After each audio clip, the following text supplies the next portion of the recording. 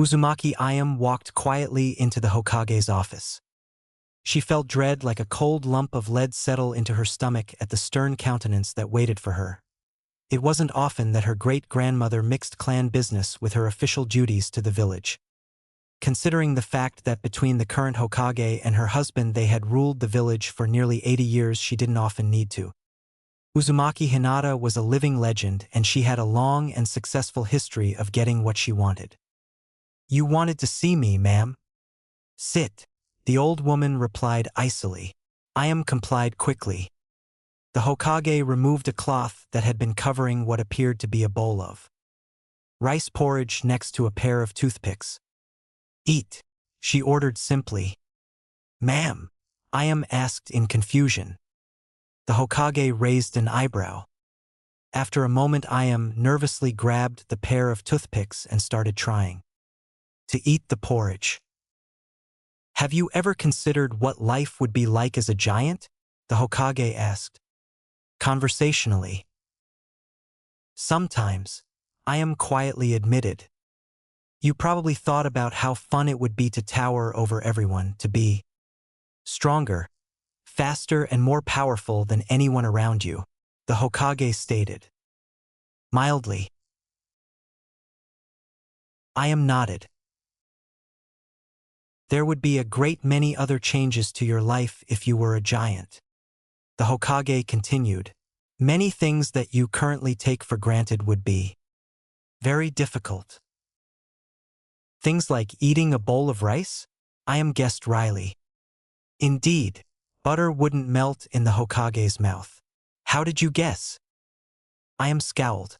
"Why are you telling me this, ma'am?" she asked.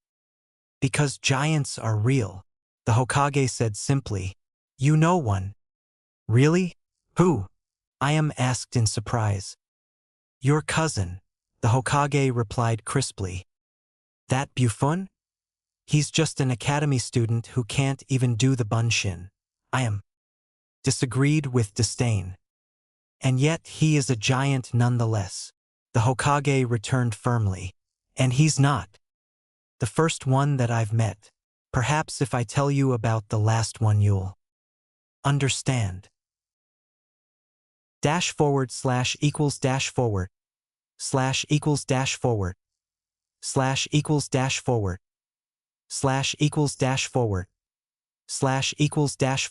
//forward Hinata sat quietly on a bench watching her secret inspiration sit dejectedly on the swing set outside the academy. They had both just failed their second runoff graduation test out of a maximum of 4. They only got 2 more chances and then they would both be kicked out of the academy. Hinata shook her head and sighed. "The elders have organized a clan tournament next week," Hinata thought to herself. "They want to start trying to see if I will be heir or Hanabi will." She looked at her hands and blinked back tears. "If I prove to them that I'm worthy, then my sister will be enslaved with the caged bird seal. But if I spare her that fate, it will be inflicted on me instead." She continued her internal monologue. "I wish I knew what to do. I wish I could be brave like Naruto." Hinata heard the faint rustle of fabric and footsteps. She glanced up and found herself meeting Naruto's eye as he walked by. He paused. "Hey," Naruto said in a subdued tone. Hi, Hinata stuttered shyly in response. "You're Hinata, right?" She nodded. "Rough day, huh?" Naruto said glumly. "Why yeah," Hinata said a little more firmly. "I was doing fine, till they told me to do the bunshin again. Can't seem to get it right," Naruto said as he rubbed the back of his head. "How about you?" he asked idly. Hinata blushed with embarrassment and pressed the tips of her fingers together. "I failed taijutsu," she said shyly. "I did good with that," Naruto said with a grin. Hinata nodded. "I saw you almost beat Sasuke," she said, not noticing that her stutter had faded. Naruto frowned and thought for a moment. "Hey, I betcha we could help each other out," he exclaimed. "Oh, how so?" Hinata asked nervously. "Betcha if we train together, I can help you get better at your taijutsu, and then how about you show me how to do the bunshin?" he said excitedly. We got a few weeks off school now. Hinata clasped her hands in her lap and looked at them for a moment. I think that might work, she said after thinking it over. Course it will, Naruto exclaimed with a grin. We're gonna be the best ninja ever. Hinata nodded and smiled softly. Let's meet here tomorrow after lunch, she said as she got up to head home. For the first time in a long time, she felt like everything would be all right. The next afternoon, Hinata met Naruto outside the academy. Hey, Hinata, he greeted loudly with an enthusiastic wave. Hi, Naruto. Hinata stuttered back with a shy wave of her own. Academy's closed, but I got a spot we can train at. Come on, Naruto said with a grin as he took Hinata's hand and quickly led her away. Soon enough, Naruto led Hinata to a clearing in the woods next to a waterfall where a stream came down the mountain. Here we go, Naruto said with an excited grin. We got our own personal training ground. Hinata looked around in surprise, expecting someone else to have claimed such a beautiful area. It's very nice, she said softly. It's cool, Naruto said as he rubbed the back of his head. But we ain't here to talk. I gotta train, 'cause I'm gonna Hokage. Hinata smiled. All right, Naruto, she said softly. At the academy they always said it was important to warm up, so I think we should run some laps around the clearing before we do anything else. Let's go, Naruto responded with a grin and set off in a brisk jog. Hinata giggled softly and ran to catch up. After a few laps they performed some stretches, and then ran through their katas together. Hey, Hinata, Naruto said with a frown. Your forms are weird. These are taught by my clan Naruto, Hinata replied. It's our special style. Oh, Naruto said thoughtfully. Well, maybe you should do the academy stuff too, he said after a moment. Why? Hinata asked self-consciously. Was I making mistakes with the clan style? Naruto shrugged. Well, I dunno, he said with a grin. I dunno your clan style, but wouldn't it be super to know two styles? That way if one didn't work on an enemy you could use the other and kick his ass. Hinata bit her lip for a moment and thought about it, then nodded. All right, Naruto. I asked you to help me train, so I'll do what you ask. After that, they spent about an hour going through the academy forms and occasionally correcting each other's stances and motions. Then when Hinata was getting tired, she had Naruto try making a bunshin. Came out discolored and looking ill. Hinata frowned. Naruto had used the correct hand signs. She activated her Byakugan. Please try again, Naruto, she said in the firmest tone he had ever heard her use. Naruto shrugged and went through the hand signs again. Bunshin. Again the clone came out looking sick and malformed. Hinata touched the ends of her fingers together and bit her lip as she thought for a moment. And Naruto, she said softly, I think you're putting too much energy into the bunshin. Too much, Naruto said with a confused frown. Hinata nodded. The bunshin is an illusion, sort of a shell of chakra and light. If you put too much chakra into it, I think it will pop sort of like a soap bubble with too much air inside of it. Naruto frowned again and then nodded. Okay. He ran through the hand signs. Bunshin. This time the clone still looked sick and discolored, but it was able to stand for a moment before it fell over. Hinata frowned along with Naruto this time. Naruto, she said after a moment. Try making more than one. How many you want? Naruto wondered aloud as he scratched the back of his head. Hinata shrugged. Perhaps. She paused nervously for a moment. Perhaps as many as you can? She asked timidly. Naruto grinned and nodded. A few moments later, there was a virtual tide of orange jumpsuits. The clones still didn't look quite right, and only lasted a few seconds, but they had been real, successful bunshin. Hinata smiled. You did it, she exclaimed happily as she patted Naruto on the shoulder. Naruto grinned. Hell yeah, he said before he got dizzy and found himself sitting on the ground. Naruto, are you all right? Hinata asked. Naruto nodded. Just dizzy. Hinata suddenly realized that since Naruto could summon Bunshin now, he no longer needed her help. "Oh, well, congratulations, Naruto," she said dejectedly as she turned to leave. Somehow life felt just a little harder to bear knowing that she wouldn't be training with Naruto again tomorrow. "Hey Hinata," she heard a voice call after her. She turned to see Naruto picking himself up off of the ground. "See ya here tomorrow, aight?" he asked simply. Hinata smiled softly and nodded before continuing home. Somehow life felt just a little bit better knowing that she would be training with Naruto again tomorrow. The next day Hinata met Naruto as agreed. "Hey Hinata," Naruto greeted her with a grin. "Let's warm up and spar." "Why should we do that, Naruto?" Hinata asked. "I don't want to fight you." Naruto shrugged. "It'll toughen us up." Hinata pursed her lips but nodded reluctantly. After a few laps around the clearing and some stretches, Hinata and Naruto bowed to each other and began to spar. After a few jabs back and forth, Naruto caught Hinata with a roundhouse kick. Hinata blocked, but she didn't quite do it in time, so Naruto's kick had enough power to go through her block and knock her down. Naruto frowned and walked over. "Hey, you okay?" he asked. "Why yes, I'm all right," Hinata said shakily as she sat up. Naruto kept frowning for a moment. "Hey, ain't all your moves so far from the academy?" he asked slowly. Hinata went very still and then nodded. "Thought you said yesterday your clan had a style," he mused aloud. Hinata nodded again nervously. "Why ain't you using it?" Naruto asked. "I don't want to hurt you," Hinata said with a hitch in her voice. Naruto scowled. "So you think I'm too much of a wuss to stand up to some fancy clan shit? Bring it," he said loudly. Hinata opened her mouth to reply, but then seemed to decide differently. She closed her mouth, set her jaw and nodded firmly. The next sparring match went very differently. Hinata started by activating her Byakugan, and when Naruto tried to jab at her, she simply performed a Juken strike and closed a Tenketsu in his arm.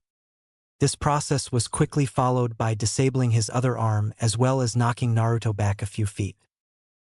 Naruto refused to give up though and jumped at Hinata, aiming a kick at her stomach. Hinata countered by performing a Juken strike to his chest. Both attacks hit and both children were knocked back and fell to the ground. After a few moments Hinata was able to sit up, and she noticed that Naruto was still laying on the ground. She pulled her knees up to her chest and hugged them. "I've done it," she thought to herself sadly. "I hurt Naruto and now he won't want to train with me." Hinata was shaken from her musings by Naruto sitting up with a groan, and rubbed the back of his head where it had hit the ground. Hinata's eyes went as wide as saucers when she realized that Naruto had unblocked his own Tenketsu in only a few minutes. "So that's your clan style, huh?" Naruto said wryly. Hinata nodded shyly. She was still somewhat nervous that Naruto would be angry. "Fucking that's awesome," Naruto said with a sudden grin. Really?" Hinata asked in shock. Naruto nodded enthusiastically as he got up. "You gotta use that shit in the academy tournaments," he said with another grin. "I want to be a fly on the wall when you hand Sasuke his ass." "I don't think I could beat Sasuke," Hinata said softly. "Then we're gonna keep training," Naruto argued. "I want to see you knock his face in." Hinata giggled softly at the image Naruto's words conjured. She didn't seem to realize that Naruto's wide grin and cheerful attitude had rubbed off on her a little. Naruto frowned. "Hey Hinata," he said curiously. "Your style's awesome and all, but how's it work?" Hinata frowned for a moment as she tried to figure out the best explanation to give. "Well, Naruto, you know that exercise that sensei taught us at the academy? The one where you had to make a leaf stick to your forehead?" "Yeah, I remember it," Naruto said with a nod. Hinata smiled and continued. "Well, my clan style sort of uses that technique, only we do it backwards so that it makes our attack stronger and we attack vulnerable spots on our opponent's bodies." Naruto scratched his head.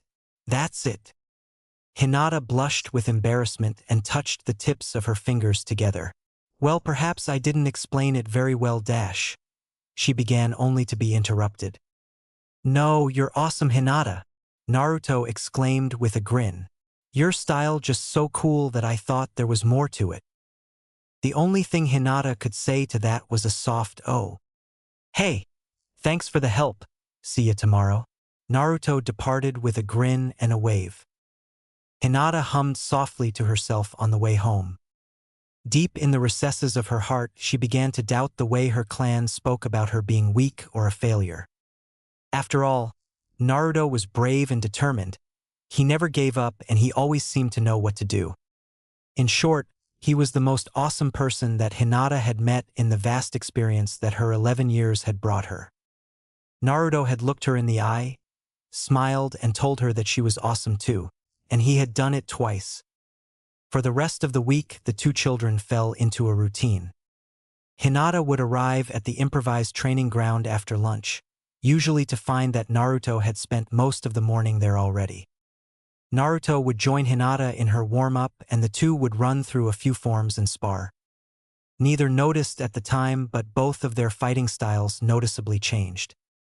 Many of the bad habits that Naruto's academy teachers had failed to correct Hinata simply took advantage of, and Naruto quickly adapted. Naruto also adapted a few of the blocks, dodges and palm strikes from Hinata's gentle fist technique. On the other hand, Hinata learned to improvise to match an opponent who was both stronger and faster than she was. She also learned to integrate a few of the academy moves with her Jukin when it was to her advantage. The end result for both of them was that they were slightly better at close combat and had started to develop a hint of the deadly grace that is common among truly talented ninja. This change went unnoticed, as important but subtle changes are wont to do, and many people would bitterly curse their inattention in the years to come.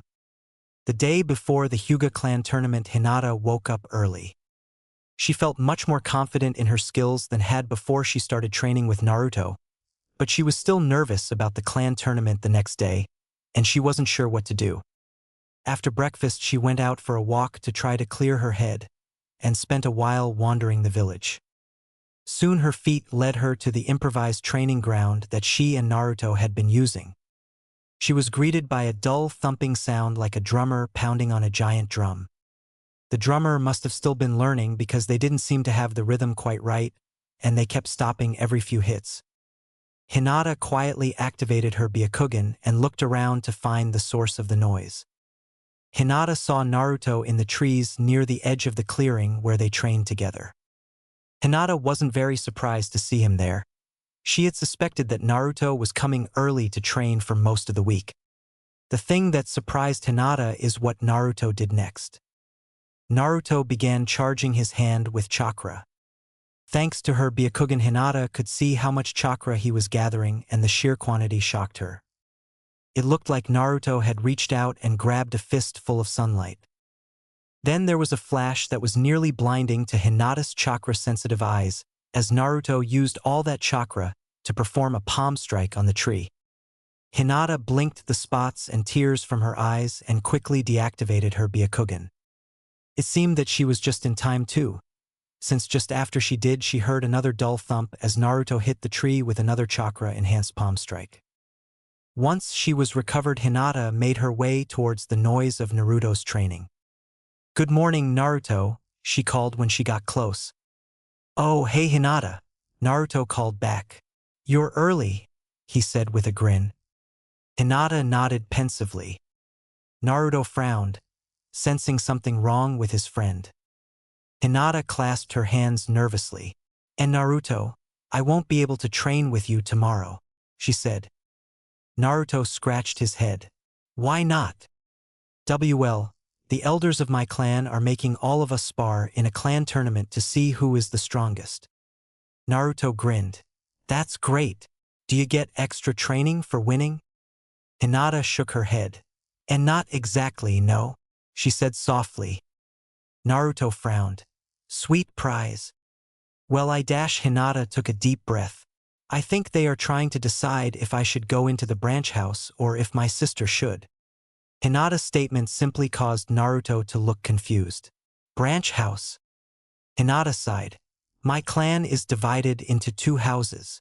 She explained. The main house runs the clan. Everyone else has a seal placed on them and is placed in the branch house. Naruto grinned. So if you win you get special powers from this seal thing? Eh? Hinata shook her head sadly. And not exactly, she explained. The seal is called a caged bird seal. It's used to ensure that the branch house obeys the main house, and to make sure that our bloodline doesn't fall into enemy hands. The cheerful expression melted off of Naruto's face, and Hinata looked over his shoulder and noticed that he had left perfect handprints in the tree with his palm strikes. How's it do that? Naruto asked with none of the usual cheer in his voice. The main house can use the seal to punish the branch house, and they can also use it to kill them and destroy their eyes if they are captured. Naruto sent Hinata a harsh look. So your clan tortures and kills their family? He snapped. Hinata blushed with embarrassment. It's wrong, but I can't stop it. Naruto grinned at Hinata. It's cool, Hinata, you're awesome. You'll win. Hinata suddenly found her feat very interesting. I'm not sure I want to win, she said quietly. Why's that? Naruto asked in shock. If I stay in the main house, my sister will be moved to the branch house, she admitted. I don't want her to get hurt. Hold on a tick. Main house is in charge, right? Naruto asked slowly. Hinata nodded. So if you win, you'll be running the clan one day? Naruto continued. That's right, Hinata said softly. Naruto's shoulders straightened and his jaw set. Hinata, do your best, he said firmly. That way your clan gets a badass who knows what's what rather than some asshole. You're the only one who believes me when I say that I'm going to be Hokage. Even other people that like me just nod and play along, and then they grin and roll their eyes when they don't think I'm looking, but you're different. You don't do that. So I'm going to make you a promise. I'm not just going to get tougher so I can be Hokage. I'm going to get tougher so I can help you protect your sister. Now come on, we got to get training. Naruto continued with a grin. You've got a tournament to win. For once Hinata actually grinned in return. The next day Hinata found herself matched against the worst possible opponent. Neji. Neji was Hinata's cousin, and while he was only a year older than Hinata, he was also considered the clan prodigy, and he was noted for beating several older and more experienced clan members in the past. And now Hinata had to fight him. As Hinata's panic started to rise, she remembered Naruto's voice telling her that she had to do her best so that she could protect her sister. Hinata took a deep breath, set her jaw and stepped up to the plain white circle that had been inlaid onto the floor of one of the clan dojos. Hyuga Haruki was the elder overseeing the match. Upon seeing Hinata's expression, he shot her a speculative glance, and then verified that Neji was in position. Neji was there with a slight sneer upon his face. I came here to test my skill, he said. Instead of a challenge, the main house has offered an insult. This caused Haruki's eyebrows to rise. Are you ready, Neji? He asked dryly. Neji nodded. And you, Hinata? Haruki continued. Upon seeing her nod, he simply said, begin, and silently activated his Byakugan. Both Hinata and Neji also activated their Byakugan, and Neji darted forward intending to end the match quickly. He aimed a Juken strike at Hinata's shoulder in an attempt to disable her arm. Hinata countered with what appeared to be a poorly executed Academy block. Instead of redirecting the blow with her forearm, the block seemed to come up too slowly, and the move evolved into a clumsy-seeming chop at his forearm. Neji smirked in anticipation of victory until he saw Hinata's hand flare with chakra. He felt the impact of his strike in his shoulder, but his hand was numb and he couldn't force her tenketsu closed. Then he saw chakra build up in Hinata's hand as it darted towards his chest, followed by a bright flash. The next thing Neji knew, he found himself laying on his back trying to blink spots out of his eyes. Winner, Hinata, Haruki said evenly as Hinata hurried over to make sure Neji was all right. Neji snarled, batted Hinata away and lurched to his feet. He turned toward her angrily only to have Haruki step in front of them. "The match is over," Haruki said icily. "It was just a lucky hit," Niji snapped. "Indeed it was," Haruki replied evenly. However, had she performed a Jukin strike instead of converting her chakra into kinetic energy, she would have closed another of your tenketsu. He continued as he reached over and pulled the collar of Niji's shirt down. Niji looked down and realized that there was a perfect palm-shaped bruise forming on his chest. "You are a prodigy, Niji," Haruki said. "But most of your opponents will not be as merciful as Hinata. Lucky strikes happen on missions, and you must learn to guard against them." The world seemed to freeze for Niji when he realized that the bruise on his chest was forming directly over the tenketsu that powered his heart. He couldn't believe that this had happened. How could the girl that destiny had decreed to be weak and a failure best him like this? "Hinata held back from dealing any permanent damage to you.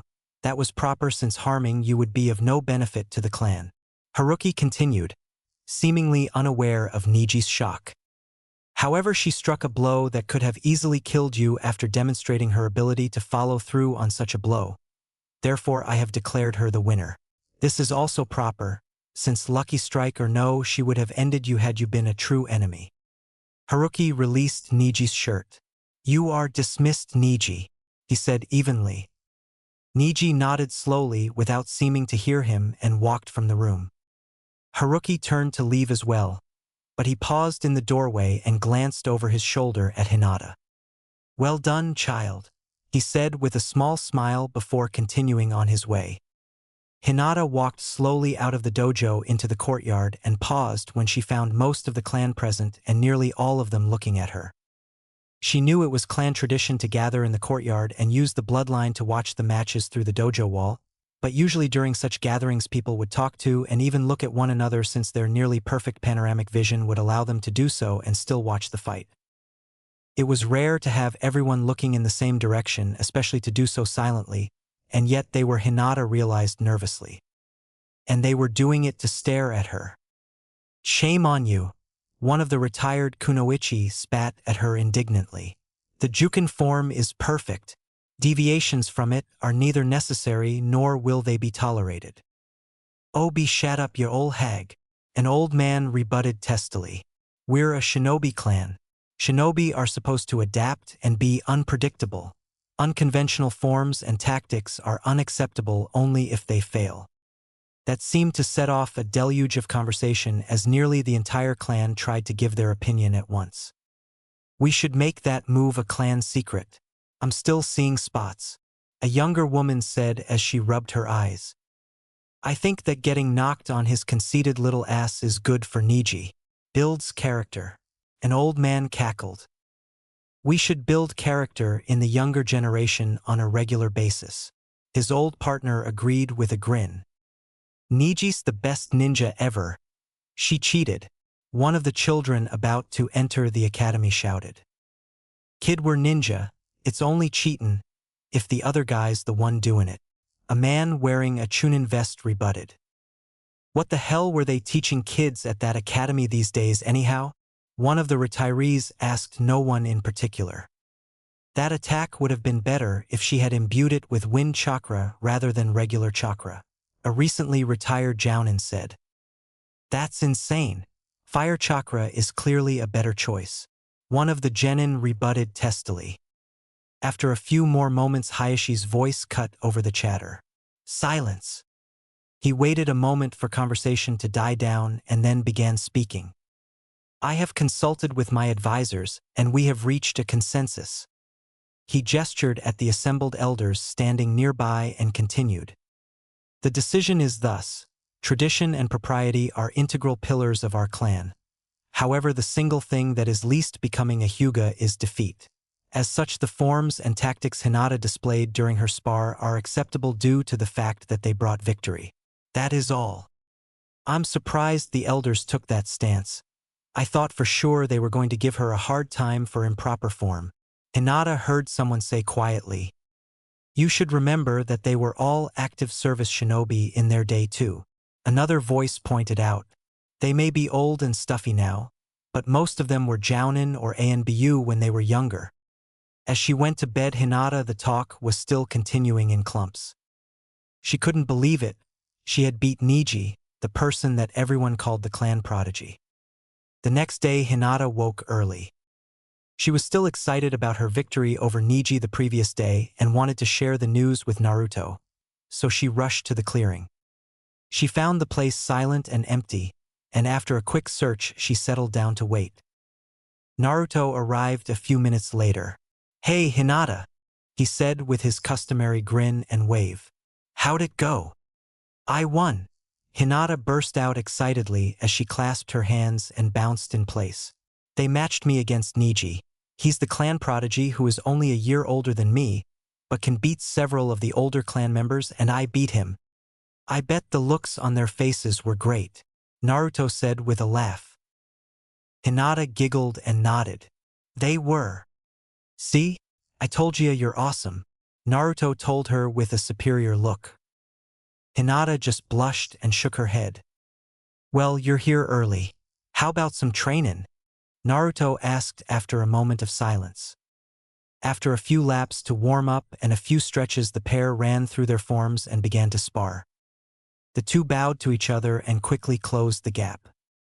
Hinata aimed a jab at a tenketsu in Naruto's left shoulder, which he blocked, but she was able to hit one in his forearm instead. Naruto jabbed back with his right hand, and Hinata used the modified academy block that had worked so well on Niji the day before. She was able to disable Naruto's right hand, but he quickly hopped out of range of her counterstrike and managed to clip her in the side with a kick, which knocked her off balance. While Hinata recovered her balance, Naruto slowly worked the fingers in his left hand. Hinata's eyes widened in shock as she realized that Naruto's tenketsu were already beginning to work themselves open again. Is he becoming resistant to the Jukin? She wondered to herself. "So, this is where you learned?" A voice interrupted coldly. "Who the hell are you?" Naruto asked bluntly. Hinata realized that she had missed someone approaching because she had been too focused on her match with Naruto. "Niji," she gasped in surprise. "The matches yesterday were to judge your own skill, Hinata," Niji said coolly, "not to allow you to borrow the skill of another in order to cheat destiny." Hinata suddenly felt fear stab through her like a knife. "What do you mean, destiny?" Naruto snapped. "It is the destiny of the weak to be ruled by the strong. No one can change their destiny," Niji said with a smirk as he watched Hinata seem to fold in on herself at his words. Hinata is destined to be a weak failure, and she cannot change that. "Take that back, asshole," Naruto snarled. "She's better'n you'll ever be." "I have spoken the truth," Niji said stiffly. "Fine then, I'll make ya," Naruto said as he began stalking forward. "Hinata, if you come to the compound quietly, I'll not harm this creature," Niji sneered. But Hinata didn't get a chance to respond. With a cry of fury, Naruto launched himself forward as he channeled Chakra to his fist in anticipation of a strike.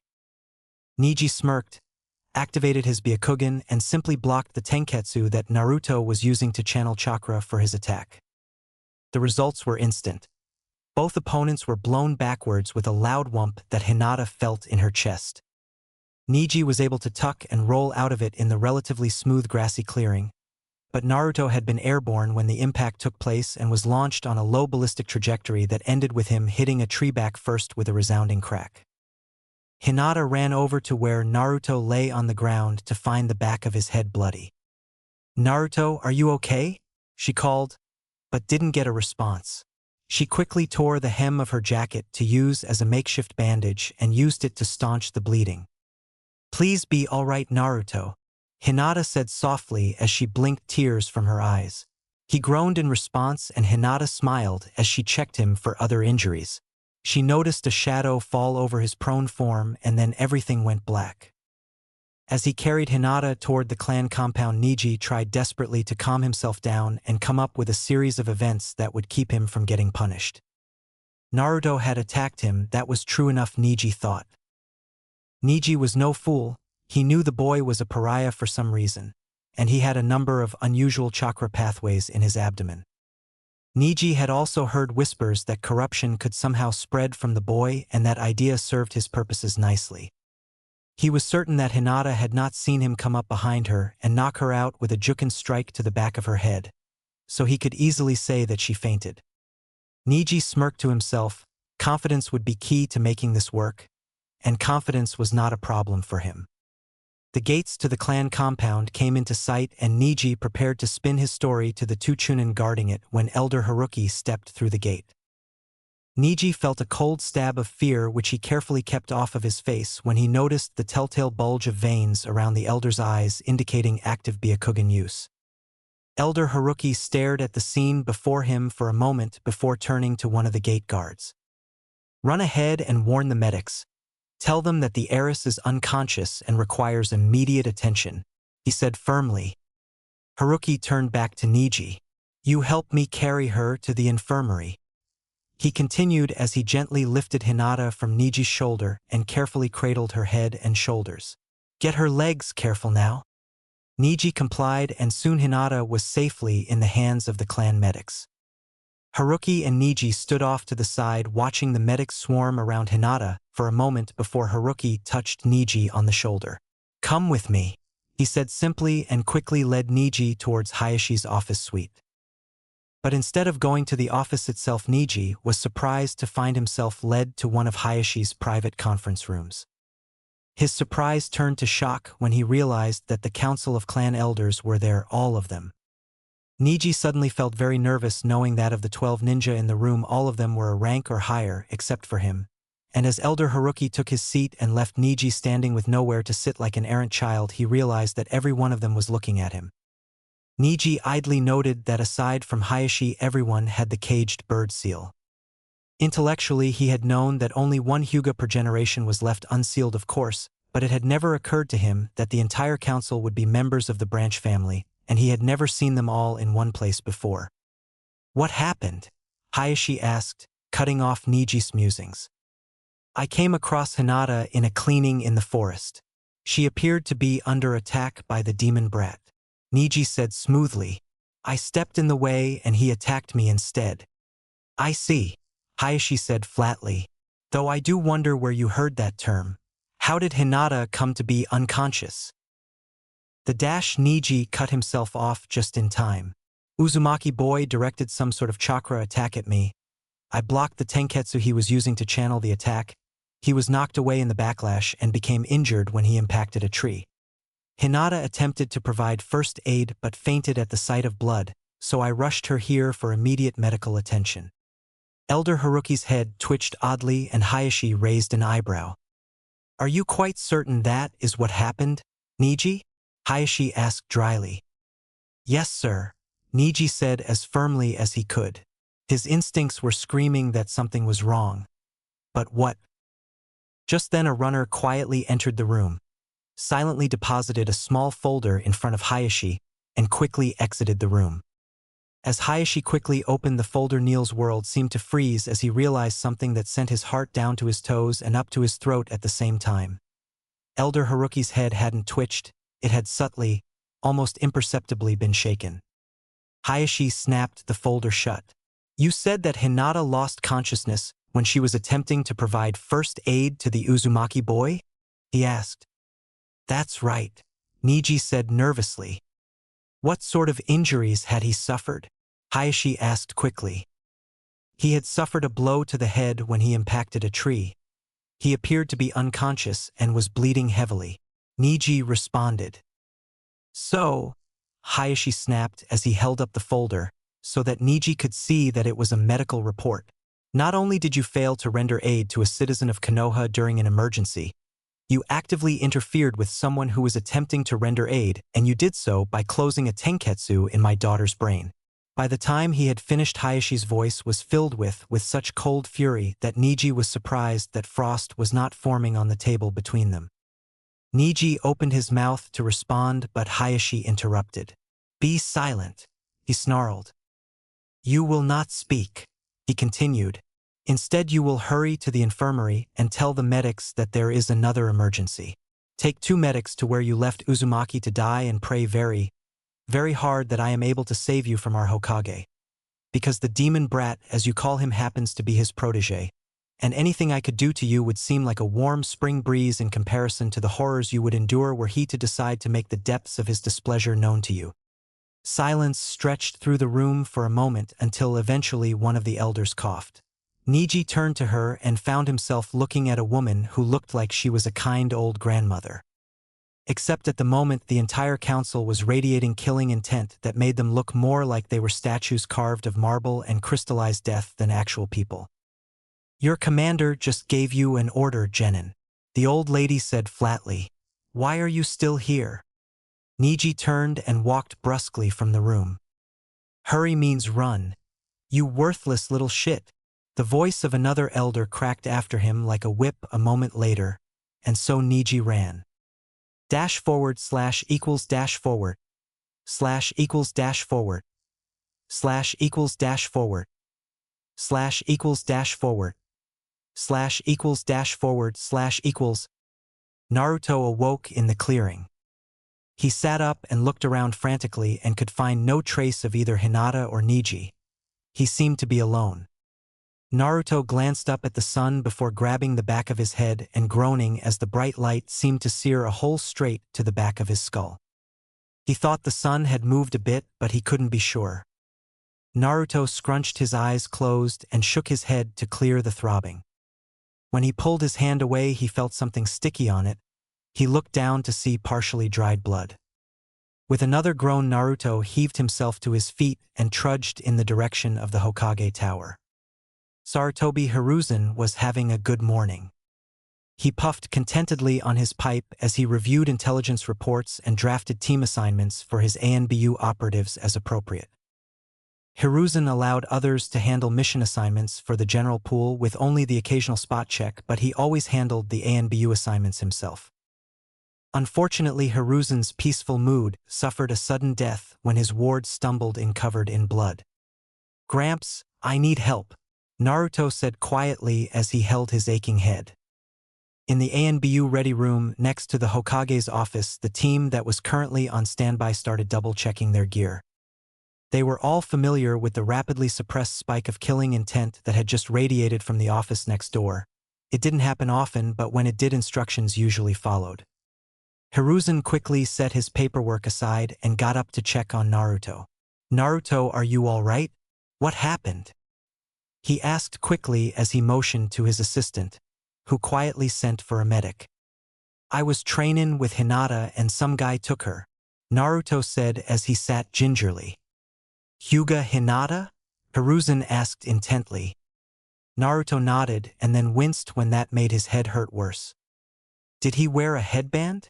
Hiruzen asked. Yeah. Naruto rasped right before he clutched his stomach. Heaved once and proceeded to vomit down the front of Hiruzen's robes along with part of his desk and a good portion of the floor besides. Naruto gasped and caught his breath for a few moments before he continued. He wore a leaf symbol, dark hair and weird eyes like hers. Hiruzen frowned. Did you see him take her? Nah, Naruto said. It's all blank after I hit him. Hound, Hiruzen called. A hound-masked ANBU quickly appeared in the doorway. Yes, sir.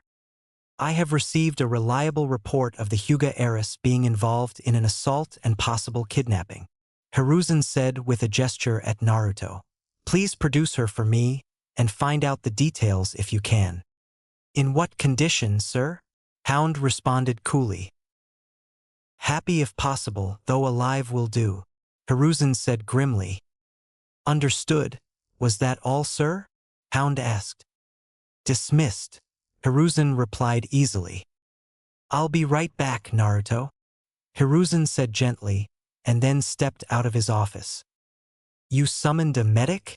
Hiruzen asked his secretary. 10 minutes ago when I saw Uzumaki walk through the door covered in blood. She agreed, holding up her message log for Hiruzen's inspection. Long enough for someone to bleed out if it were more serious, Hiruzen mused. Perhaps we should address that. I'll send Anko over to have a look at their response procedures, she said cheerfully. You're feeling vindictive, Hiruzen observed casually. Not at all, sir, the secretary said sweetly. I simply feel that Anko is the best choice to convey the needed sense of urgency. Hiruzen chuckled. She may be a crazy bitch, but she's our crazy bitch, he said with a grin. That's why we love her, sir, the secretary said with a matching grin. Just then 2 Mednines hurried in. Who's hurt? Hiruzen gestured into his office mildly. The next few minutes were best characterized by diagnostic jutsu, bandages, medical jargon, and vomit. The end result was that Naruto had slight skull fracture and a moderate concussion, but he would be all right. He was to check in at the hospital twice a day for the next 3 days, and if he missed an appointment and someone had to come find him, Gramps would be very unhappy. The Hokage's secretary privately, though, that this was very amusing since she knew that for most other people merely calling the man Gramps could be bad for one's long-term health, and making him very unhappy was an excellent way to have an ANBU squad wake you up at 3 in the morning with explosive tags.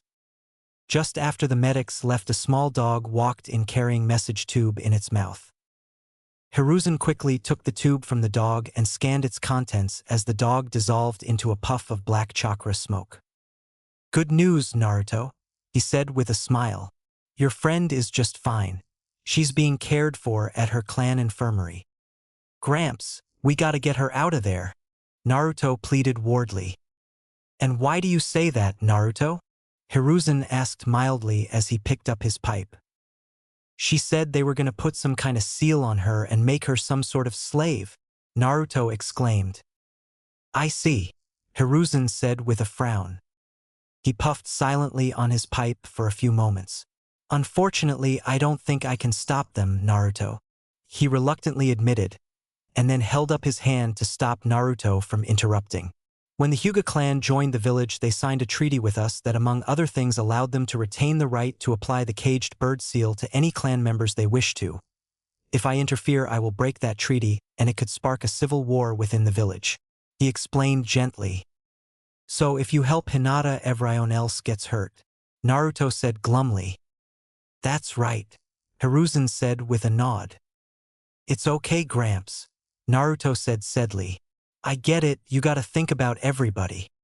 With that, he got up and walked dejectedly out of the office. Hiruzen sighed as he watched Naruto go. There are days when I hate this hat, he muttered to himself once he was alone. It wouldn't be too difficult, Hiruzen mused to himself.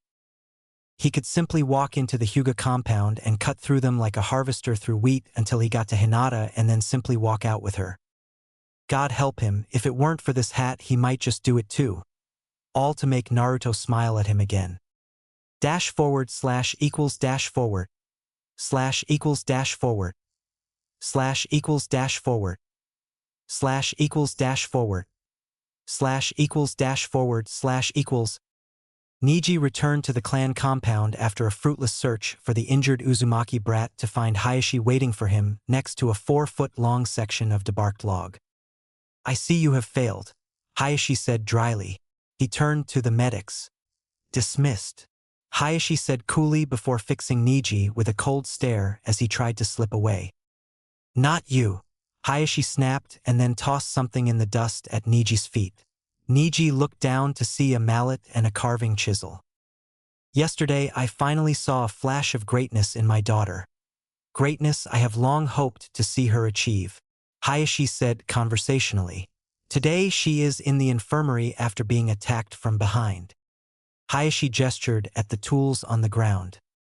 You will put those in your pouch, he said flatly as he tossed a coil of rope next to them. And then you will strap this log to your back, Hayashi continued, seemingly oblivious to the dawning look of shock in Niji's face. Once you have secured it, you will locate your sensei. When you find him, you will tell him that the fires of your youth have died and beg for his help rekindling them. If he asks why, explain what you have done to him. Follow his instructions without complaint. Hayashi suddenly looked grim. When he is done with you, the real task begins. You will carry the log to Konoha's memorial stone, and you will copy the names there onto the log. When you are done, you will carry the log back here, and we will discuss the proper forms of address for the orphans those names left behind. The look on Niji's face morphed from shock to horror. He suddenly realized why he hadn't ever heard any adult from his clan, or any clan, refer to Naruto in a derogatory fashion. Orphans of ninja killed in the line of duty were highly esteemed among the clans. After all, they made a much more difficult sacrifice than merely dying to protect the village. Niji suspected that many ninja wondered if their own children might someday share the same plight, and he suspected that affected the treatment of such orphans as well. If Niji had publicly insulted one worse, if Niji had smashed one's head into a tree and left him bleeding in the woods, then Niji was honestly surprised at Hayashi's restraint. "I see you begin to understand." Hayashi interrupted his musing. "Excellent, but you should get moving. We will have much to discuss when you return." Naruto trudged towards his apartment sadly. He was tired, sore, dizzy, and covered in a mixture of blood and puke, which made for a foul mood on its own, and he couldn't get the look on Hinata's face while that guy was talking shit earlier out of his head. He dejectedly kicked a rock as he passed. "Sorry, Hinata," he grumbled to himself. "Looks like even the Hokage can't protect ya." Naruto stopped suddenly, and rubbed the back of his head absently before he winced as he brushed the bandages on the back of his head. "Wait, hold on a sec, dumbass," he said to himself, ignoring the strange looks that he was getting by standing and talking to himself in the middle of the street. "I ain't just gonna be Hokage. I promised I'd be more than that," he rambled to himself. "So damn it, I am gonna be more than that." Decision made, Naruto turned and started stalking in the direction of the Hyuga compound. Naruto made excellent time on his trip. It may have been due to the scent of blood, sweat and vomit baked in the hot sun wafting from Naruto that caused the crowds to clear from his path. Alternatively, it could have been the near-murderous glare due to his still pounding head, or even the low-level killing intent he was leaking. He'd had a hell of a day. Regardless of the reason, the crowds seemed to melt away from Naruto and allowed him to pass unhindered. Soon the gates of the Hyuga compound came into view.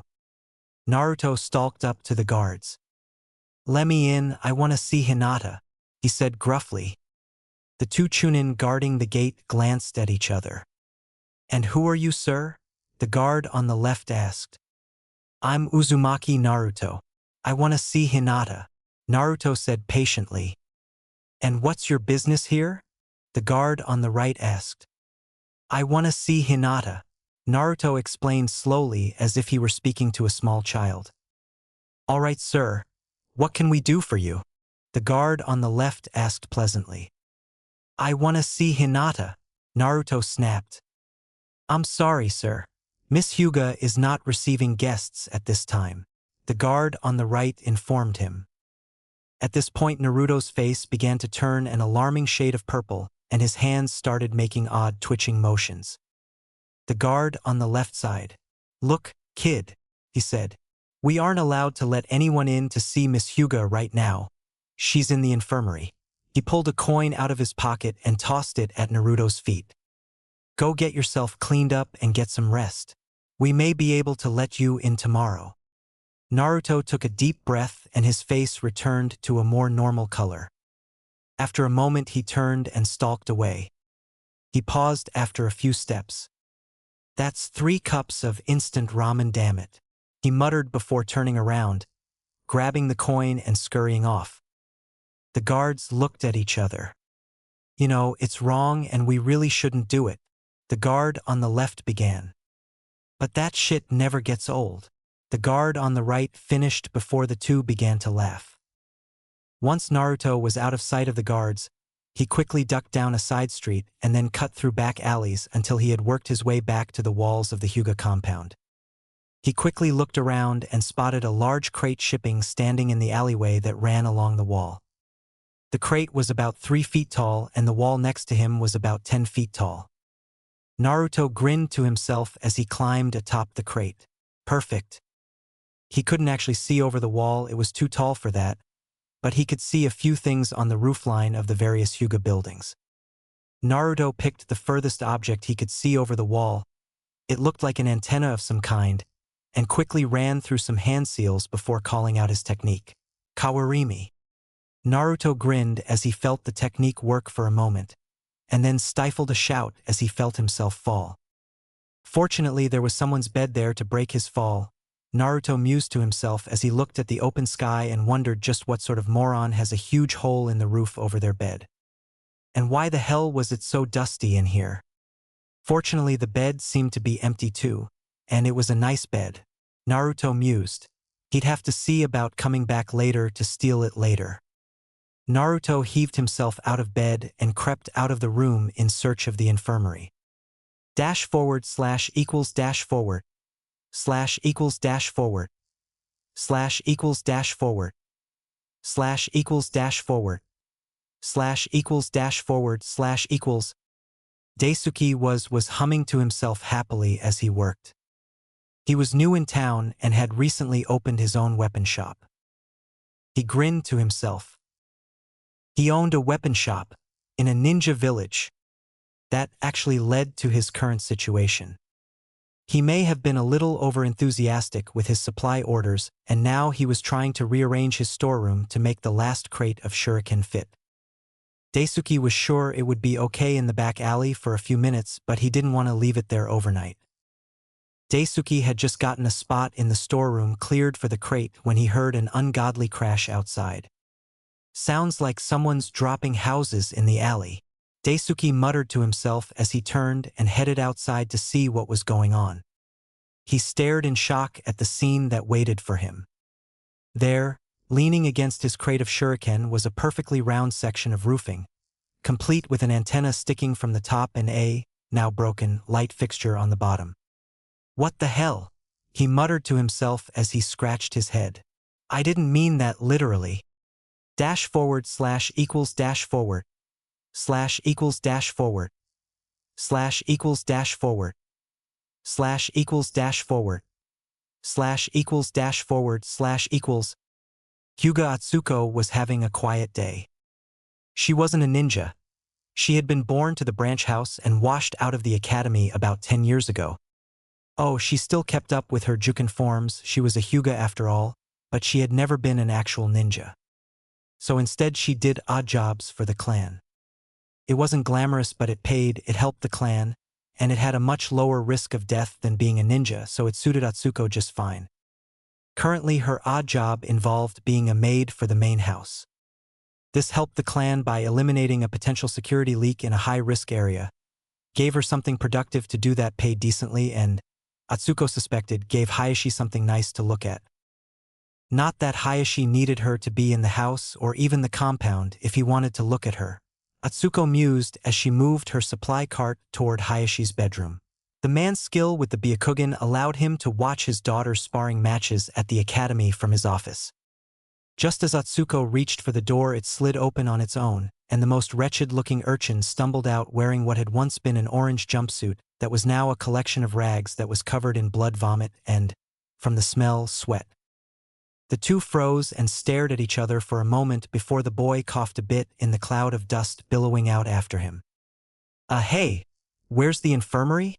the boy asked, having shaken himself out of his stupor. Atsuko simply pointed down the hall in shock. "Outside, second building on the left," she said mechanically. "Heh, thanks." The boy shot her a grin before trotting down the hall and leaving Atsuko to stare at Hayashi's bedroom in horror. Why the hell was there a hole in the ceiling right over the bed? "This will take forever to clean up," Atsuko groaned to herself as she got started. Naruto ran across a few other clan members on his way to the infirmary, but he kept his head up, his eyes ahead, and kept moving. Several of the clan members noticed Naruto, but no one stopped him. Why should they? He was heading for the infirmary, and if anyone belonged there, Naruto did. Naruto stumbled into the infirmary and managed to sneak by the nurse on duty. There weren't many beds in the infirmary. It was really just a small medical clinic for handling small issues and making sure patients were stable in an emergency so that they could be transferred to the main hospital. Hyuga Kahaku waited quietly in the corner near the heiress bed. After the foolish assault on the child, Kahaku had quietly conferred with the other members of the Elders' Council,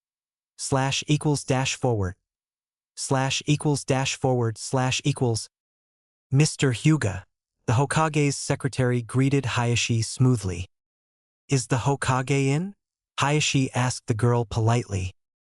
He is. May I inquire as to the subject? She replied. Naruto Uzumaki, Hayashi said simply. I see.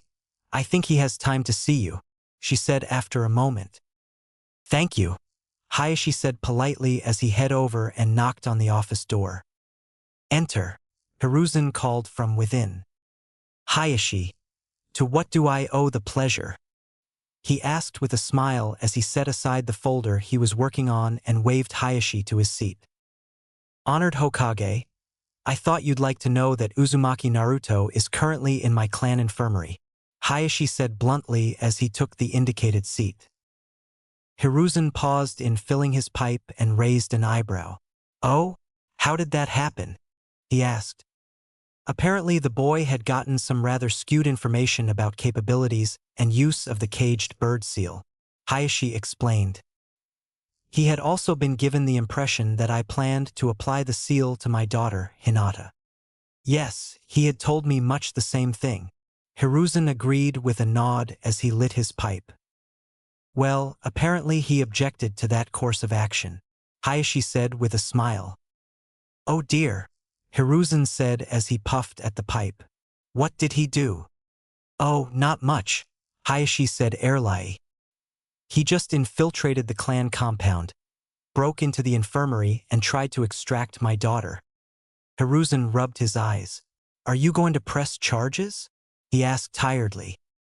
He was acting on incorrect information, but he was doing so in an effort to protect my daughter, Hayashi said.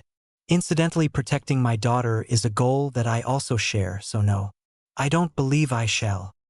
Thank you, Hiruzen said with a sigh of relief. Currently my daughter is a resident of our infirmary due to an assault by one of my clan members, Hayashi continued. The Uzumaki boy witnessed the assault. Given that both the attacker and the victim are members of my clan, I would like to handle the incident as an internal clan matter. Hiruzen puffed on his pipe for a moment. As long as it gets handled, I see no problem with that, he finally said. The attacker is Hyuga Niji, Hayashi explained with a cold smile. The last time I saw him, I had strapped a 300-pound log to his back and instructed him to find his sensei and request assistance rekindling the flames of his youth. He made you angry, Hiruzen observed. He hit my little girl, Hayashi said flatly. I like it, Hiruzen said with a grin. Very well, I'll leave the matter between Niji and Hinata in your capable, if somewhat sadistic, hands. Thank you, Hayashi said gratefully, and then shifted uncomfortably in his seat. Unfortunately, I feel that there is another matter I must bring to your attention, honored Hokage. Hayashi continued after a moment. What is that? Hiruzen asked curiously.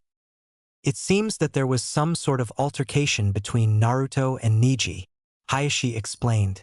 I do not know who escalated the situation to violence, but I do know that Naruto was injured in the incident and that Hinata was attempting to provide first aid when she was attacked. That I cannot overlook, Hiruzen said slowly. Hayashi nodded. I know, that's partially why I'm reporting it. Hiruzen sighed again, then puffed at his pipe for a few moments. Niji is both a promising ninja and a very young one, he said after a few moments. Hayashi nodded. I am reluctant to employ the more severe punishments available in the case of a ninja for failing to render aid. However, there must be some official punishment. Hiruzen continued thoughtfully before his eyes lit up. I have it. You are familiar with my edict regarding the fate of the Kyuubi, Hiruzen prompted. I am, Hayashi said in confusion. It will not change, Hiruzen explained quickly.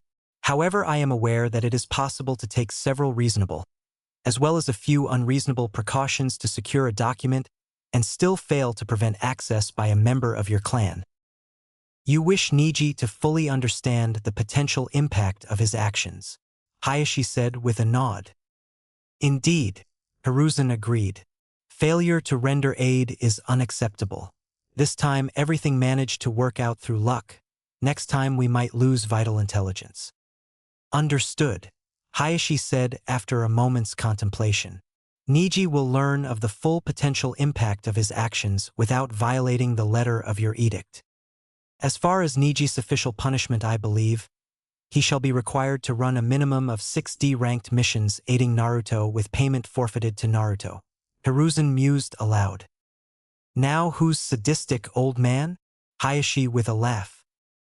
Hiruzen chuckled for a moment before the mirth melted from his face. Regardless of who started it, Niji bashed the head of Minato's orphan son into a tree and left him bleeding in the woods over what amounts to a childhood squabble. Hayashi considered that for a moment. I admire your restraint, honored Hokage, he admitted. Hiruzen's smile. I will, of course, have a private chat with Naruto about the possible ramifications of allowing himself to be drawn into an altercation with a shinobi. Thank you. I believe we have addressed all of my concerns, Hayashi said as he rose from his seat. Thank you for your time, honored Hokage.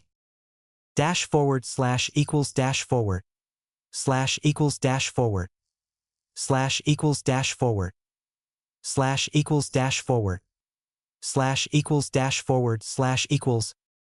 It was a few hours after sunset when Niji finally stumbled back through the gates. To his dismay, he found Kahaku waiting for him. A few days ago, Niji had found her quaint. Now he found her terrifying. You have returned, Kahaku observed neutrally. You may put that in the courtyard, she said, indicating the newly carved log, and waited patiently for Niji to comply. Follow me, she said simply once Niji relieved himself of his burden. Then she led him to Hayashi's office and indicated that he should sit in one of the guest chairs. Niji noticed a bowl of gyoza and a thermos of tea on the corner of the desk near where he sat and a small stack of folders in front of what he presumed to be Hayashi's seat. Eat, Kahaku instructed crisply just as Niji's stomach growled. Niji hurriedly began to eat. I think you have potential, so I'm going to give you some advice, Kahaku said after a moment. Niji stopped eating and looked at her. She smiled coldly. 3 things. First, a ninja must always look beneath the surface of the current situation. Second, information is vital and should be gathered at every opportunity. Third, when in doubt, look to the example of the 4th Hokage. She shot a quick glance at a picture on Hayashi's desk before continuing. Hayashi will be along in a few minutes. Wait here, she instructed before leaving. Niji took a few more bites thoughtfully before he carefully reached over and snagged the top folder. He quickly began to read between bites. The origins of the 9 bijou are unknown at this time. However, they are sentient chakra life forms that appear to be incapable of reproduction and have no regard for other life forms. It is possible to disperse them temporarily, however the chakra of each beast is highly unique and will quickly begin to coalesce after such an event. The only proven containment method for a bijou is to seal it within a fuinjutsu array, which must then be attached to a living host. Systemic rejection is common in older hosts, which can result in death, insanity, psychological regression, and catastrophic failure of the fuinjutsu array. Thus, it is recommended that the selected host be as young as possible. A synopsis of the known sealing arrays is included. However, it should be noted that all known arrays contain one common component. They are all dependent upon the will of the host to prevent the bijou from manifesting. It should also be noted that in the case of severe injury, a bijou may be capable of assuming control of the host body for an indeterminate length of time. If the host dies, the fuinjutsu array will begin to degrade quickly and will release the bijou in a matter of minutes or hours depending on the condition of the array prior to death. It is due to this fact that bijou hosts are commonly called jinchuriki, since it is only by the hosts allowing their own bodies and minds to be used as prisons for the bijou that their comrades are able to live free from the fear of attack. After that was a summary of the death tolls from the various bijou attacks, and Niji had to push aside a very faint memory of the sky turning red and the earth shaking as alarms shrieked in the background. Niji quickly paged through the rest of the report, but he didn't know enough about sealing for the information to be useful. so he set that folder aside and grabbed the next one. It was a medical report on the potential complications that could arise from an attack like the one he had used on Hinata were it to be executed imperfectly. Niji sighed at the thought of Hinata never waking up over a stupid spar, and set that folder aside to grab the last one. Niji felt a hint of pride knowing that, for all of the potential risks, he had executed the attack perfectly and Hinata would be fine in a few days. Oh, Niji knew the attack itself was a mistake, but at least he had made his mistake with skill and finesse, right? Niji carefully stacked the folders back where he got them and thought for a few moments. Niji was under no illusions. This had been set up deliberately so that he could find this information. But why? He understood why Hayashi wanted him to find the medical files, but he could have done that in person. What did the information on Jinchuriki have to do with all of this? Niji wondered to himself. There must be something about the information on Jinchuriki that required Hayashi to maintain plausible deniability, Niji decided. His eyes drifted to the only other object on the desk, the picture. Niji casually picked the picture up and then his eyebrows rose in shock. When had Naruto and he gotten a picture taken together? He wondered. And who were the white-haired guy and the pretty brown-eyed girl? Niji looked closer and realized that it wasn't Naruto. The boy in the picture was older than Naruto. The jawline was slightly different and the whisker marks were missing. Niji closely inspected the faces in the photo and nearly dropped it when he realized that he was looking at Hayashi's Genin team picture. Look beneath the surface, Niji mumbled to himself. Byakugan. Their words beneath the picture. Niji began to read for a moment before his mind froze. He could read and understand individual words, and even string a few terms together like nine-tailed beast Kyubi, sealed inside the infant Uzumaki Naruto, S-ranked secret, and punishable by death. Even so, Niji's mind somehow seemed incapable of filing away what he was seeing and allowing him to move on. Niji realized that he was on the floor shaking uncontrollably. He tried to catch his breath and get control of himself, but he couldn't manage to do anything but make himself breathe faster. Fog seemed to close in around Niji, and he couldn't hear anything but his heart hammering in his ears.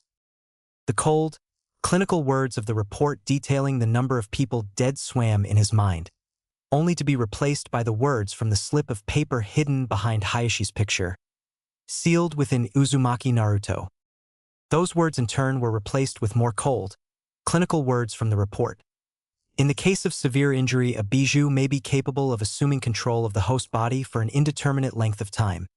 If the host dies, the Fuinjutsu array will begin to degrade quickly and will release the bijou in a matter of minutes or hours, which led back to the numbers of people dead and cities destroyed, and in the background that faint memory from Niji's childhood where the sky turned red, the sirens shrieked and the earth rumbled played over and over again. Eventually he realized that there was something warm on his shoulder, and some sort of warm droning sound around him. What was it? Soon the words and images faded a bit and Niji realized that he was curled up on the floor and that Hayashi was there, kneeling next to him. "On boy, take a deep breath," he was saying in a calm voice. Niji complied. "That's it, good job, now let it out," Hayashi continued. Niji did that too. "All right, now take another," Hayashi said with a smile, and continued to simply talk to the boy. After a couple of minutes, Hayashi gently started gathering up the files and stacking them on the desk. "Do you understand what you found?" Hayashi asked gently. "And Naruto," Niji said with a hitch in his voice. "Is he really?" Hayashi gently placed a finger over Niji's lips. "Don't say it," he said in a voice that was somehow soft and stern at the same time. "Remember the edict." Niji bit his lip. He remembered. S-ranked secret. Punishable by death. He nodded.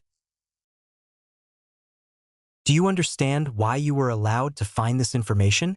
Hayashi asked gently. Niji nodded. "So I could understand what I could have done." "That's right," Hayashi agreed. "Failure to render aid in an emergency is a dangerous thing, even if the person appears to be just an unimportant civilian. He continued in a low tone. What appears to be a civilian injured in an accident could be an intelligence operative for the village being assassinated before your very eyes. I understand, Niji said brokenly, and Hayashi relented.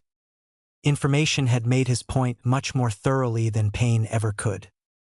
The next morning Niji went to meet the rest of Team 9 at the village gates just before the sky began to get light. Niji was tired since he hadn't technically been to bed yet. He had stayed up talking with Hayashi instead.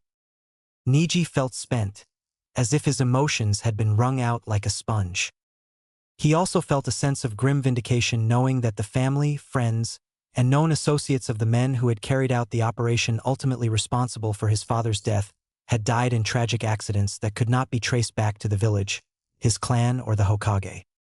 Killing off the pets and poisoning the houseplants of that rather extensive list had been a rather nice touch. Niji mused with a hint of respect both for his clan leader and for his Hokage as he quietly met the rest of his team. Guy-sensei had a quiet talk with one of the Chunin in the guardhouse before they were waved inside, and he led them up a ladder to the top of the wall. Soon they were huddled together in the cutting pre-dawn wind, and Guy-sensei grinned at them. Today, my students, we shall celebrate our youth with a leisurely run around our beautiful village, he said as he gave them a cheerful thumbs up. Niji bore this news stoically while his female teammate, an orphaned girl named Tenten who had no known family name, groaned, and the other boy on his team, a boy with bowl-cut hair and bushy eyebrows by the name of Rock Lee, cheered. Your enthusiasm is truly inspirational. My students, come, let us run, Guy said with amateur grin, and so they ran. While the pace Guy-sensei set was hard for them, and would have been outright impossible for a civilian, Niji had seen ninja in his clan run much faster, so he realized that to Guy-sensei this was indeed a nice leisurely morning run. When Niji noticed the sky turning red, he panicked for a moment, fearing that Naruto had finally lost his endless struggle to restrain the Kyuubi.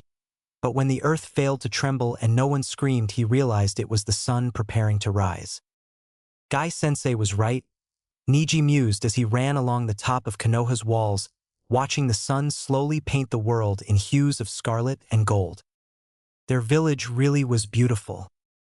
Perhaps beneath all of Guy-sensei's loud, brash enthusiasm was a man who knew more about life than Niji had originally thought. After all, so far he had been right about a lot of things. It was good to be alive, the village was beautiful, and it was good to run in the cool morning breeze.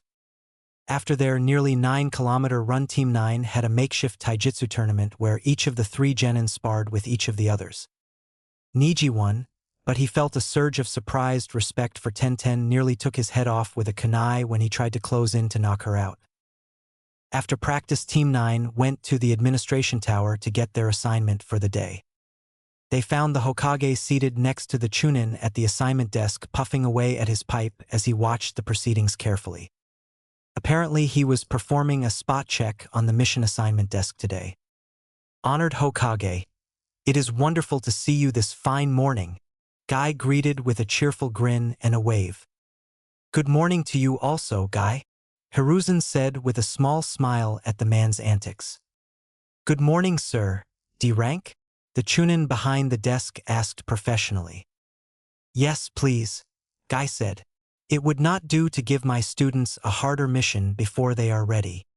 Very well, sir, here you are, the Chunin replied as he handed Guy a scroll and a key. One of Konoha's orphans was recently injured in an assault, the Chunin explained blandly as Niji went very still, realizing the Hokage's eyes were on him. The medics have currently confined him to the hospital. He lives alone and is expected to be released this afternoon and confined to light physical duty. You are to proceed to his apartment and ensure that it is in order before he is released to ensure that he is not placed under any undue strain. I see, Guy said gravely. And who is the client? Uzumaki Naruto, the Chunin said casually. Niji swallowed. Hey, I know him, Tenten exclaimed. He's kinda loud and likes to play jokes on people, but he's just a kid. What kind of jackass would want to hurt him? She mused aloud. I find myself wondering much the same thing.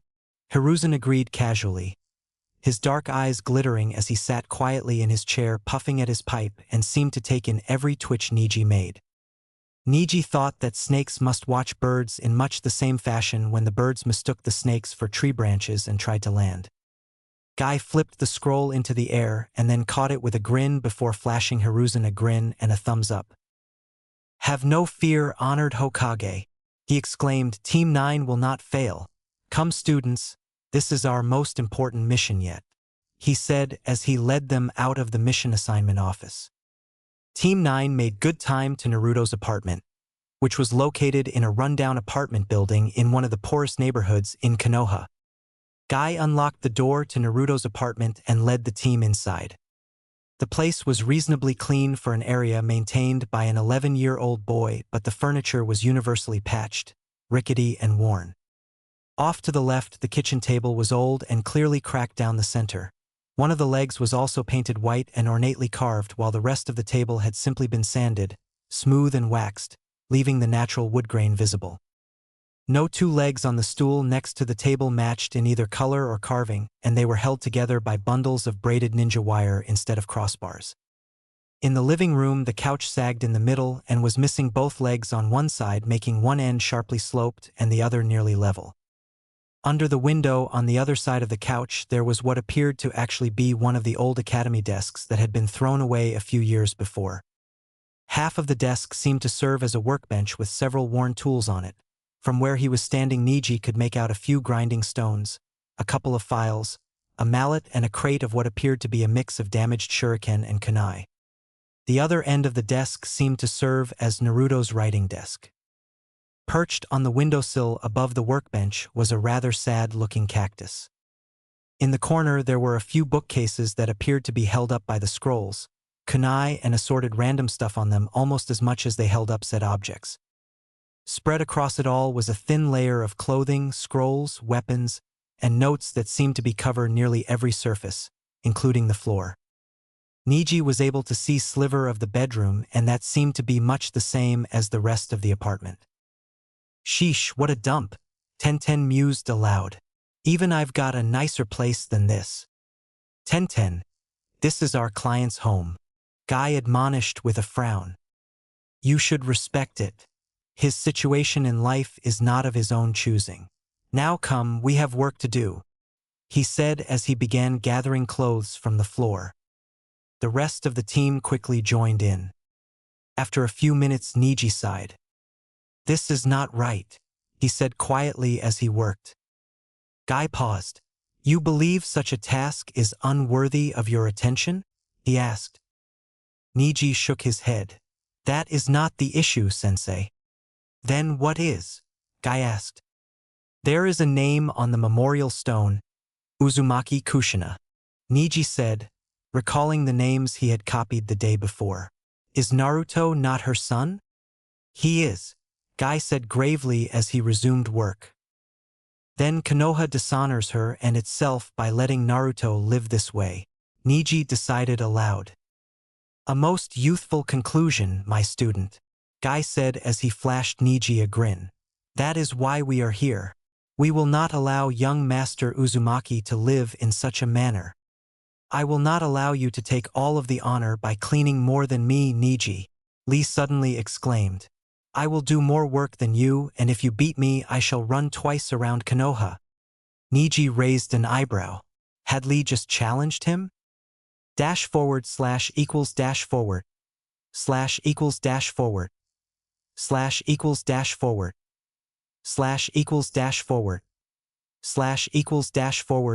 --=================================================================================================================================================================================================================〕Hayashi jerked awake when he heard something flying through the air towards his head. He was a Jounin, one of the elite, and thanks to years of training, finely honed reflexes, and sadistic teammates, he was able to hear an object flying towards his head in his sleep and react despite the fact that he hadn't gotten to bed until nearly dawn after being awake for over 24 hours. In the time it would take a civilian to blink, Hayashi went from sleeping peacefully to wide-eyed wakefulness to rolling out of bed and crouching in a defensive stance with his back to a wall. Hayashi spent the next few moments blinking at the pigeon turd that was laying on his pillow right where his head had been resting not long before. Then he looked up, deactivated the Byakugan, rubbed his eyes and looked again. Why the hell is there a hole in my ceiling? He muttered as he went in search of a cup of coffee. Dash forward slash equals dash forward. Slash equals dash forward. Slash equals dash forward. Slash equals dash forward. Slash equals dash forward slash equals. Naruto grumbled to himself as he jogged home. He'd told the damn medics he felt fine when he woke up this morning. He'd just been tired yesterday. But apparently medics would only listen when you said you were hurt, so they had kept Naruto for almost an extra half of a day for observation, before finally letting him go the hell home. He took a quick look around the sparkling apartment and ran towards the Hokage's office as fast as his legs could carry him. Gramps, Gramps, Naruto shouted as he bolted into Hiruzen's office. What's wrong? Hiruzen asked in alarm. There's a bigger pervert than you in the village, Naruto exclaimed in apparent horror. Hiruzen raised his eyebrows. Really? He asked in surprise before muttering to himself. That would be quite an accomplishment. Aha! Naruto exclaimed in wide-eyed earnest. When I got back to my apartment, I found out somebody broke in while I was gone. All my stuff was moved around and on the shelves and Naruto glanced around furtively before continuing in a whisper. All my dirty underwears was gone, Gramps. Sarutobi Hiruzen was recognized throughout the elemental nations as an S-ranked ninja. That meant that any mission involving direct conflict with Hiruzen was instantly regarded as a suicide mission for lower-ranked nin. Oh, Hiruzen was as mortal as the next man. He simply had more latent talent and had backed that talent up with more and higher quality training than any but a handful of other nin in the world. Hiruzen could theoretically be overwhelmed by superior numbers, but the losses required for an enemy to do so without bringing another S-ranked nin to bear would simply be staggering. Recent estimates by rival villages ran in excess of 100 Jounin-class ninja needed to guarantee a kill on Hiruzen, with estimated losses surpassing 60%. Many analysts considered the latest numbers to be optimistic. That was why invasions between ninja villages were so rare. Sending rank and file ninja against a Kage in his village was akin to sending a herd of sheep to attack a bear in his den. Hiruzen called upon all of his vast training and experience to keep a straight face. It worked, for about 2 seconds, and then Hiruzen's control cracked and he began to laugh. Naruto blushed.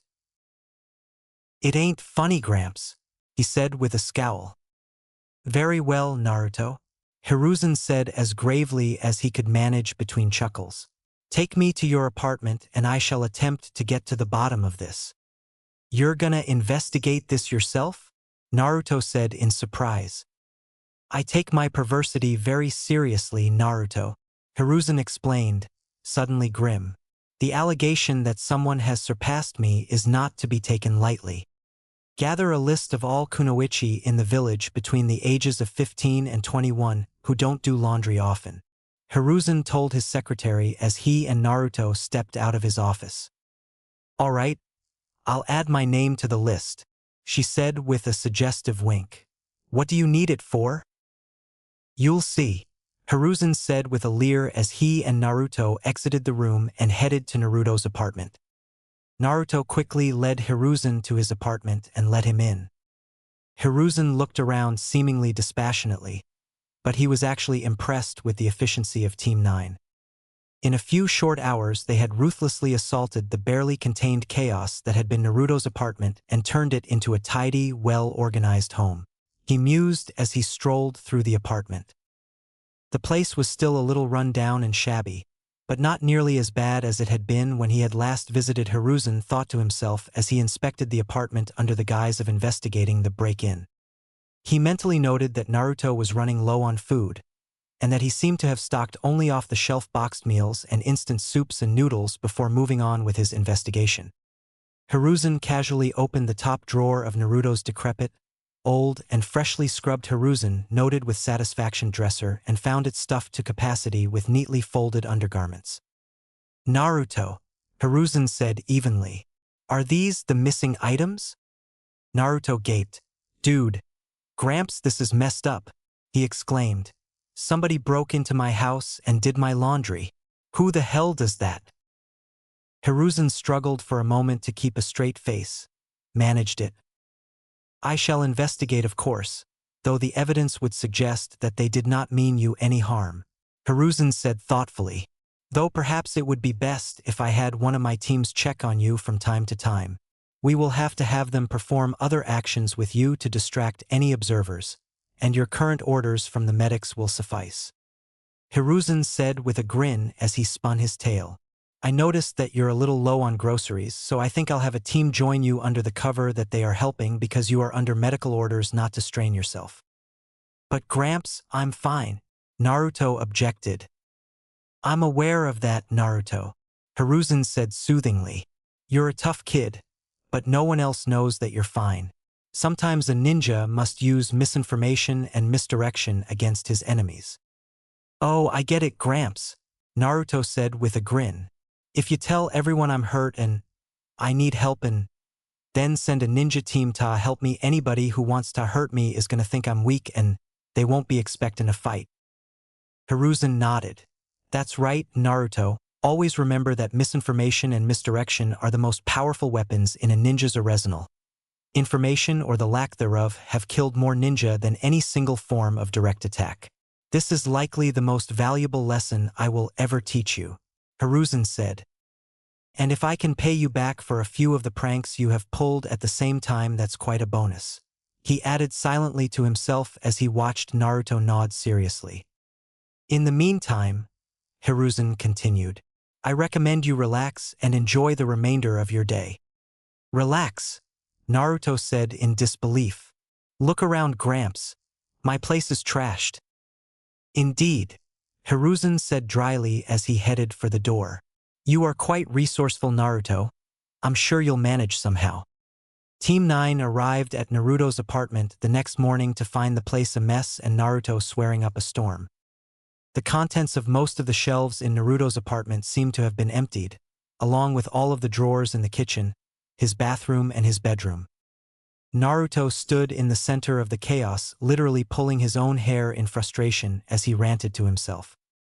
Can't find Gamma anywhere, he said as the team stepped quietly through the slightly open front door. Oh hey, Naruto said with a distracted wave.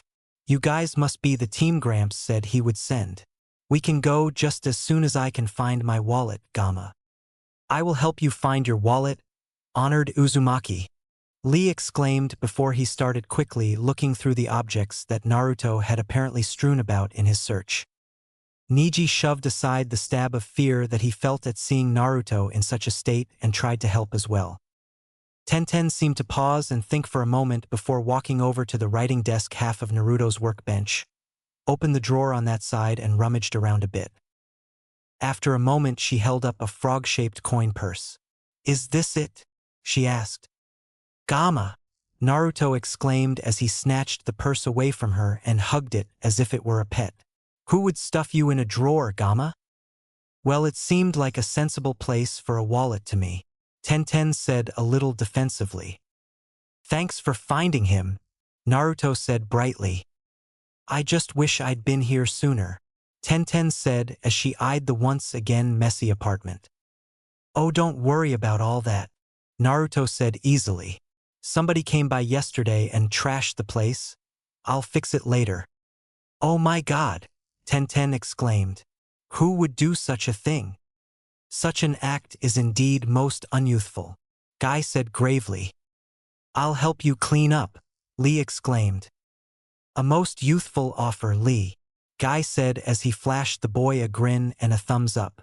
But we are on a mission and the mission must come before personal matters. Then let's go, Lee exclaimed before all but dragging Naruto out the door.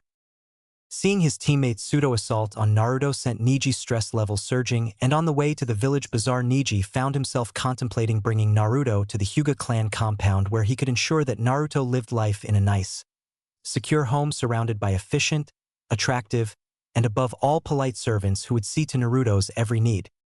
Konoha's bazaar was a sprawling affair that took up nearly a quarter of the village.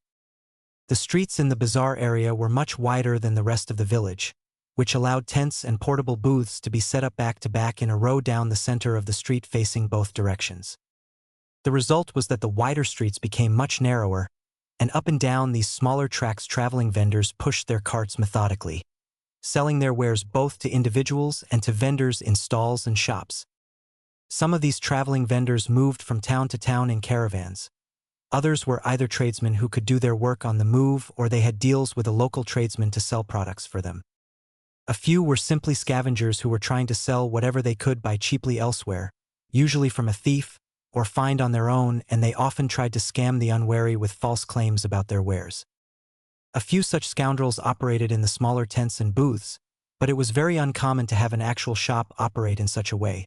The tactics employed by these vendors made being able to fade into the crowd and disappear a desirable option to have, especially in a shinobi village.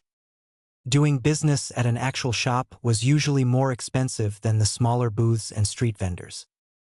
Shops themselves were expensive to buy and maintain, and since they were a bit more insulated from the rest of the bazaar, they often were exclusively stocked by special deals from various tradesmen or farmers in the area, so their prices tended to be fixed.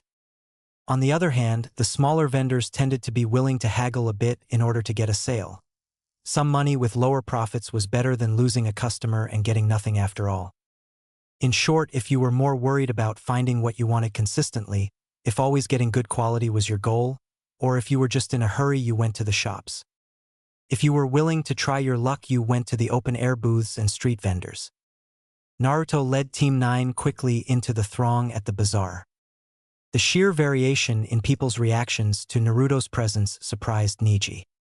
Most sent glares at the boy, and Niji recognized the looks on their faces as one he had worn himself as he looked at Hinata not long ago.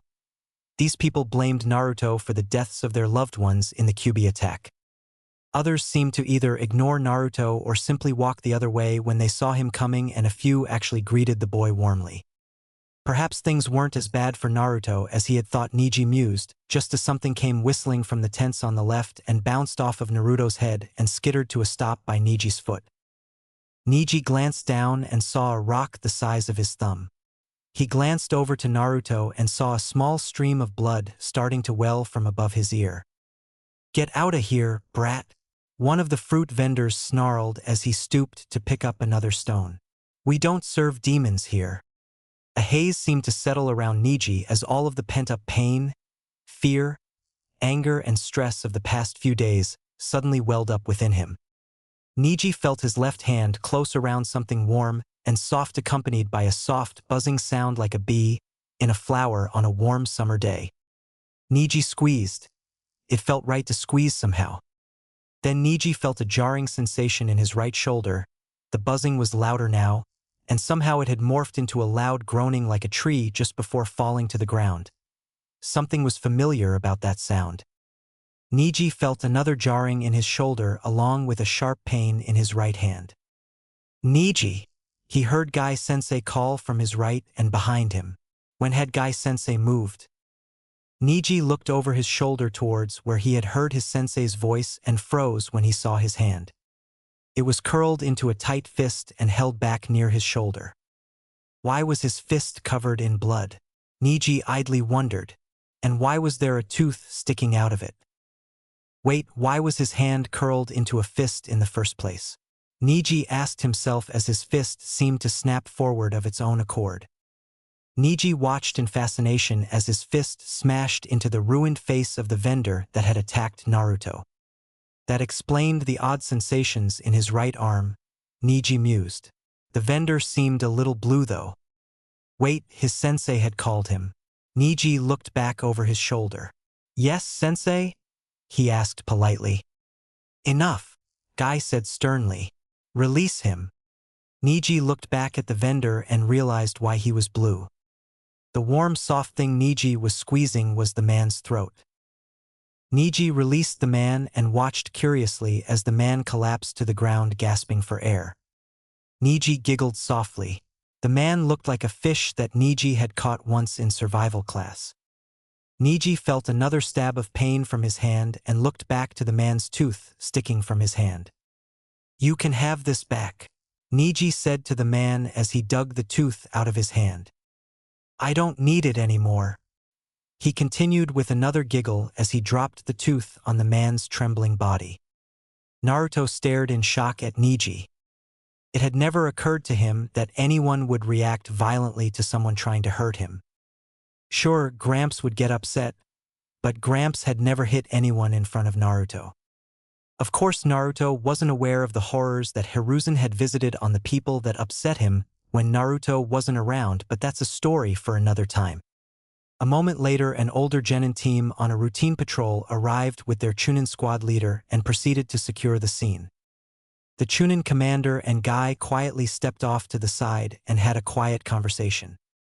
Soon another squad arrived and medics were called in to examine Naruto, Niji, and the fruit vendor. Soon both the medics and the enforcement squads started asking questions. "Hey, what's your name, son? And where do you live? There's blood on the side of your head, but no cut. What happened? So the guy over there hit you with a rock and then went after the fruit vendor? No, the fruit vendor hit you and then the other guy creamed him. You sure you got hit by a rock? How many fingers am I holding up? Is this the rock that hit you? So that's your blood on it?" Soon everything seemed to melt into a bit of a blur, during which the fruit vendor was carted away to the hospital, and Niji said that he would see his clan medics, to which the medics responded that he should go immediately. And then, almost as suddenly as the storm of questions began, it was over and Naruto found himself standing alone away from the crowds behind a cordon that the responding patrols had set up. Naruto wasn't alone for long, however, since Guy approached after a few moments. "I offer my humblest apologies for the most unyouthful interruption of your shopping, Master Uzumaki," Guy said gravely. "If you wish it, we shall return to the tower and have another team sent." Naruto gaped. "Did I do something wrong?" he asked after a moment. "No, Master Uzumaki," Guy said in surprise. "Well, neither did you and neither did Niji," Naruto said with a fierce grin. "Now let's go, we gotta get finished." Guy grinned in return and flashed Naruto a thumbs up. It seemed that some sort of signal passed through the rest of Team 9, since they all started making their way towards Naruto and Guy. "Students, while on a mission, unexpected circumstances may arise," Guy said once they all arrived. "As long as the mission remains viable, you must persevere and wield the fires of your youth to complete the mission. Sensei, our youthful mission is to procure groceries for Honorable Uzumaki, is it not?" Lee mused as he eyed the fruit vendor's baskets. "Lee, that guy was an asshole, but we aren't stealing from him," Tenten exclaimed indignantly. "Of course not," Lee said in shock. "Such an act would be unyouthful. I was going to propose that we leave a fair sum as payment for the goods." "A most ingenious proposal, Lee. The flames of your youth burn brightly," Guy exclaimed. "Guy-sensei," Lee exclaimed as he rushed to embrace his master. Naruto turned from the embracing duo to see Niji dumping a basket of fruit into an already bulging sack as Tenten dropped a third small coin into the till. "Hey, I thought you wanted to give a fair price," Naruto said, scandalized. "I am," Tenten said breezily. Naruto gave her a skeptical look. "Well, the vendor's not here, so his fruit is unattended and much of it will likely be stolen before he returns. It's hot out, so a lot of it will likely be bad in another 2 or 3 days if it's left here, and he probably won't be back in that time." Tenten rambled aloud as she ticked points off on her fingers. "Oh, and I'm pretty sure he's going to get closed down soon. This place is trashed," she said with a sweeping gesture at the stall. "I mean, look at this place, one of the tables is broken. The fruit that was on it is lying on the ground and half of the stock is bruised, crushed, or has blood on it. That can't be sanitary." "I see," Naruto said flatly. "Good," Tenten said brightly. "Then you understand how generous I'm being. By the way, you owe me 65 ryo for the fruit." "How much fruit did you take?" Naruto asked as he eyed the bag. "Only half of it," Tenten said easily. "Like I said, the rest was bruised, crushed, and covered in blood." Naruto shrugged and handed over a 100 ryo bill. Keep the change. Thanks, Tenten said with a grin as she flicked a coin to Niji. There's your cut of the tip. Fruit acquired Team 9 set about acquiring Naruto a list of groceries that he didn't usually buy and set about telling him exactly why he should be eating things like the fresh mango from the fruit vendor. Naruto was also shocked at the prices they were able to get. It seemed that rumors of Niji's encounter with the vendor earlier had circulated quickly throughout the bazaar, and the result was that few people wanted to push their luck haggling with Team 9. It seemed, Naruto mused, that having someone who was rumored to be psychotic do your grocery shopping had its perks. Thanks for the help shopping, Naruto said with a happy grin as he left the bazaar in the company of Team 9 and walked towards his apartment. Thank you for your generosity, Master Uzumaki, Guy said gravely. Naruto said articulately as he rubbed the back of his head. Oh, you mean the tips? Well, you earned them, he continued excitedly. Even with the tips, I'm still spending less on food than I usually do, and I'm getting a lot more. Naruto frowned after a moment as the team took a left turn to head into the residential district. Thing is, I ain't sure where I'm gonna put it all. Well, you could put what you want to use in the kitchen and seal the rest, Tenten suggested helpfully. Won't it go bad? Naruto said in confusion. Depends on the seal, she said with a shrug. The good ones will keep food good. I don't think I have any good ones, Naruto said with a frown as he scratched the back of his head. I only got 3 and my kunai got rusty when it was in there. Then the stasis seal on your scroll is definitely flawed, Niji said quietly. Guess that means it ain't good for food, huh? Naruto said wryly. Certainly not, Master Uzumaki, Guy said as he glanced at Lee, who was struggling under a large bundle of parcels and packages. Let us deliver the groceries to your residence, and then we shall arrange a solution, he said. All right, Naruto said with a shrug. It ain't far now anyhow. Soon they arrived at the apartment and Naruto let everyone in. Team 9 set about quickly arranging the groceries in Naruto's kitchen. When they were done, the table was covered in packages of food, as were the counters and a good section of the floor. Listen closely, students, Guy spoke up as he surveyed the scene. You have done well, but our task is not yet complete. Lee Tenten, he said with a sweeping gesture. You will stay here with the client and assist with organizing things here. I want them to be in working order when I return. Yes, Guy-sensei, the two chorused in unison. Then Guy turned to Niji. Niji, due to your injured hand, you currently suffer limited mobility and will be of reduced efficiency here, so you will accompany me and we will acquire food-grade storage scrolls. Yes, Guy-sensei, Niji said politely. Excellent. Then let us be on our way, he said as he led Niji out of the apartment. Naruto, Tenten and Lee looked at each other, shrugged and started cleaning up the apartment. Geez, how did the place get to be such a mess? Tenten asked as they worked. I couldn't find Gamma, Naruto said a little defensively. You were quite youthful in your search, Lee observed. No kiddin', Tenten agreed wryly. I mean, we just cleaned this place up yesterday. Naruto froze.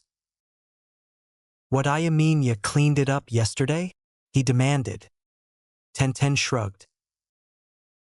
Yesterday, our most youthful mission was to come here and clean your apartment while you were in the hospital, Lee said with a sparkling grin. Wabu-Naruto stuttered. Gramps said somebody broke in and messed with my underwears, he exclaimed. I guess in a way we did, Tenten mused. But he paid us to do it. At this, Naruto burst out laughing. That's a good prank, he said after a few moments. I'm gonna have to do that when I'm Hokage. It was very amusing, Lee agreed. Come on guys, we've got to get to work, Tenten chided. Sensei will be back soon. Guy was pleased when he returned to find Naruto's apartment cleaned and well organized again. He quickly showed Naruto how to operate the seals and helped seal away the excess groceries. Well done, students, Guy said as he flashed them a thumbs up. You are dismissed until tomorrow morning. Niji, I shall accompany you to meet with your clan medics. I need to know the condition of your hand. He turned to Naruto. Master Uzumaki, it has been an honor working with you. I hope our mission has been completed to your satisfaction. Naruto grinned and rubbed the back of his head. Yeah, you guys did awesome, he said a little nervously. Hey, I want to see Hinata. Can I come with you? Guy looked at Niji. That is your decision, Niji. It is your home. I believe it would be acceptable for Miss Hinata to receive a visit from a concerned classmate, Niji said after a moment of consideration. Then let us be on our way, Guy said as he ushered them outside. Once the trio arrived at the Hyuga compound, they were quickly ushered inside, and Niji led them to the infirmary where the local nurse quickly started looking over Niji's hand as Guy looked on. Naruto slipped out of the room and down the hall to Hinata's room. He was surprised to find the room dark, and when he ventured inside he found it empty. Naruto wandered back out of the room and found one of the nurses eyeing him. Can I help you? She asked in apparent amusement. Naruto chuckled nervously and scratched his head. I'm looking for Hinata, he said a little nervously. She's not here, the nurse said with a shrug. What happened? Naruto asked with some concern. The nurse patted him on the shoulder. Hey, take it easy, she said with a smile. We sent her home, she's fine. Oh, Naruto said a little lamely. Where's she live? Why don't you wait here and I'll see if we can send someone to let her know that you're here, the nurse offered after a moment of thought. All right, Naruto said with a shrug. But I don't want to be no trouble. Oh, it's no trouble, the nurse said warmly. At least, it's a lot less trouble than letting you run around secure parts of the compound unsupervised, she added silently. Naruto sat in the waiting room and fidgeted for a few moments and then got up and started pacing. When Hinata arrived a few minutes later, he had just finished folding a paper shuriken out of inserts from one of the magazines in the waiting room and was tossing it at random objects throughout the room and cackling to himself whenever he hit his target. Specifically, Naruto had aimed the shuriken at the life-size poster of a human's organs that hung on the inside of the waiting room door, and Hinata discovered that he had been throwing the shuriken because she opened the door and found it flying straight for her at eye level.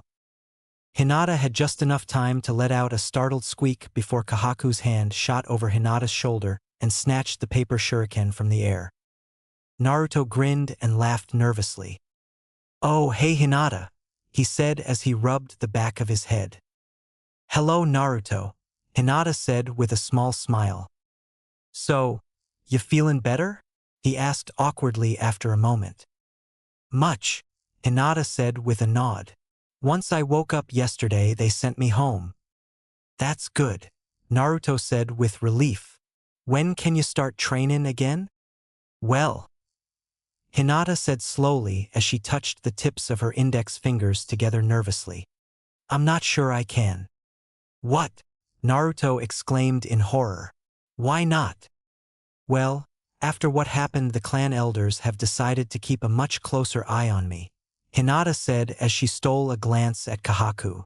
I don't think I'll be allowed to go out on my own anymore. Nonsense, child, Kahaku said with a frown.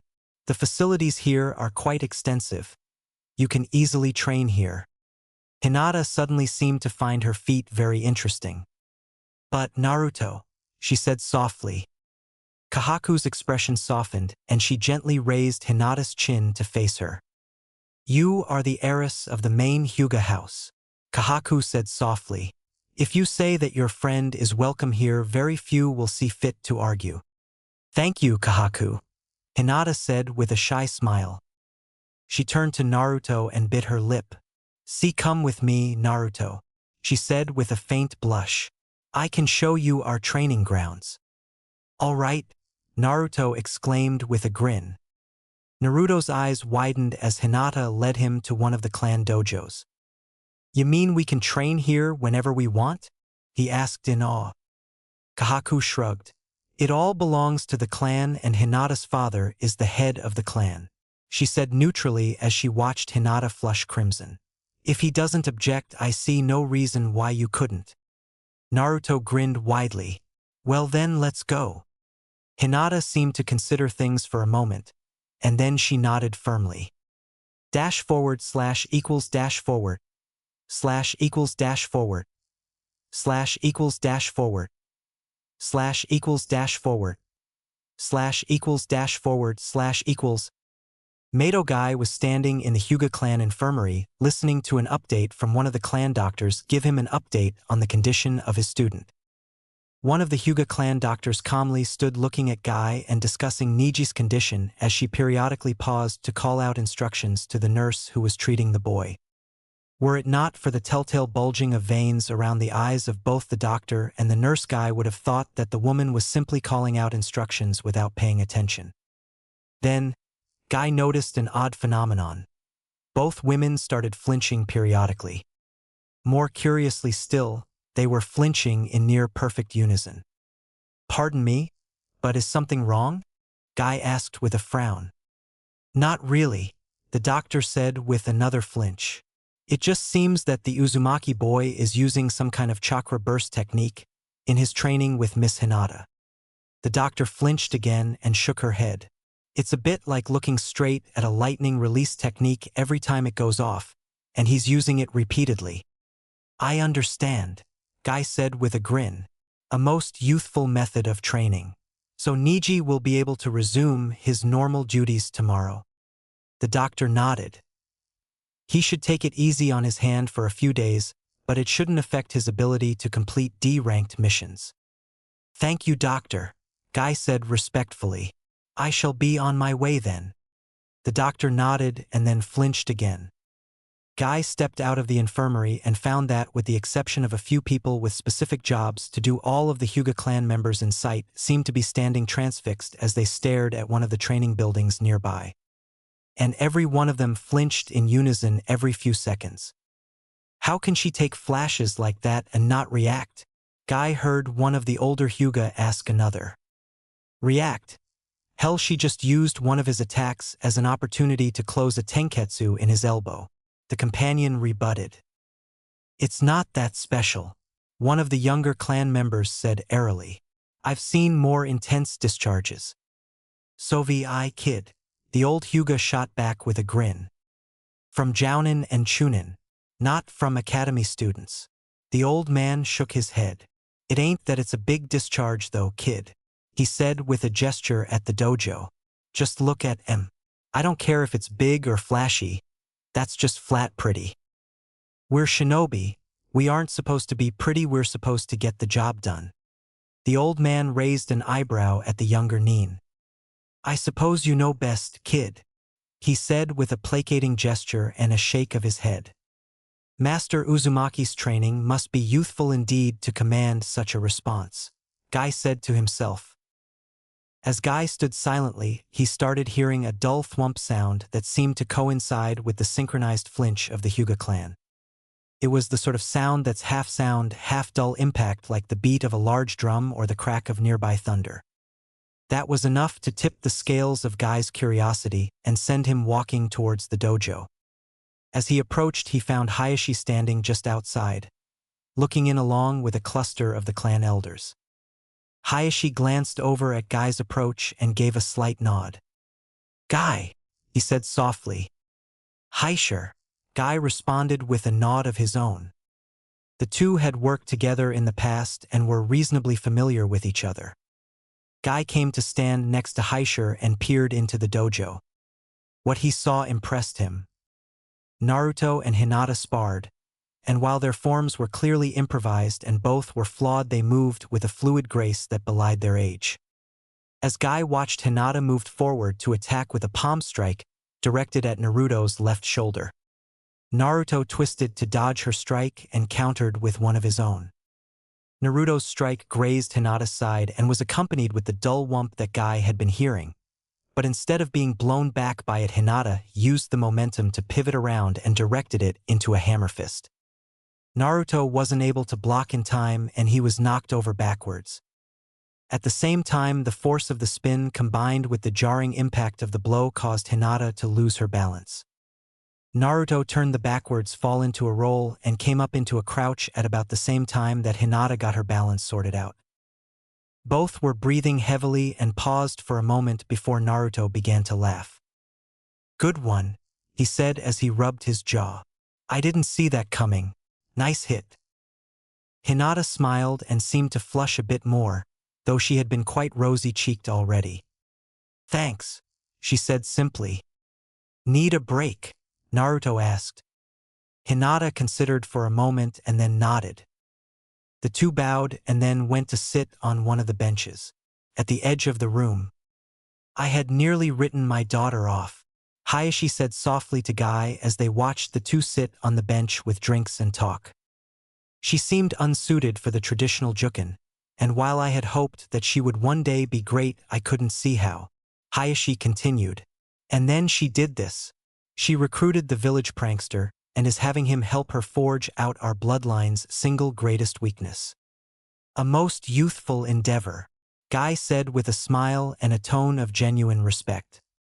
"I am inclined to agree," Hayashi mused. "It is most unusual for an academy student to be able to combine an elemental release with a taijutsu attack," Guy observed. "It does not appear to be an elemental release," Hayashi stated simply. "Really?" Guy said in surprise as he rubbed his chin. "I wonder how such a feat is accomplished then." "It appears to be based upon one of the chakra control techniques taught in the academy," Hayashi explained. "The leaf exercise, if I recall correctly." "I see," Guy mused. "So rather than causing an object to stick to your skin, you are attempting to push it away." Hayashi nodded. "It seems that a chakra charge is built up before the strike lands and is discharged upon contact to magnify the force of the blow. A versatile technique that would pair well with nearly any taijutsu style," Guy observed thoughtfully. "It is," Hayashi agreed. "As you can see, it allows the Uzumaki boy to survive, and even arguably thrive in a close combat environment against my daughter's jukin. Even as young as she is, few could say that. Such a technique would be most valuable to my student, Lee," Guy mused aloud. "Isn't he the boy who cannot use chakra?" Hayashi asked in confusion. "Lee is unable to mold chakra outside of his body due to damaged chakra coils," Guy corrected. "However, he is still able to channel it, and he has successfully completed the leaf exercise and is currently making steady progress on tree walking." Hayashi raised a speculative eyebrow. "A student of Mado Guy, dedicated exclusively to taijutsu wielding Naruto's technique?" He considered the possibilities for a moment before coming to a conclusion. "Such an action would be quite diabolical." Guy smiled. It wasn't the warm smile of the goofy guy who ran around the village in green spandex either. It was the cold, hard smile of the jounin who was able to rival copycat Kakashi and who had standing flee on-site orders from at least 3 of the smaller ninja villages. "I also considered the possibility to be most youthful," Guy said coolly. Hayashi smiled in return. "Guy, perhaps we could come to some sort of arrangement," he mused. "What sort of arrangement did you have in mind, Hayashi?" Guy asked with a raised eyebrow. "In the interest of helping Niji improve, I would be happy to open my clan's training facilities to your team," Hayashi said airily.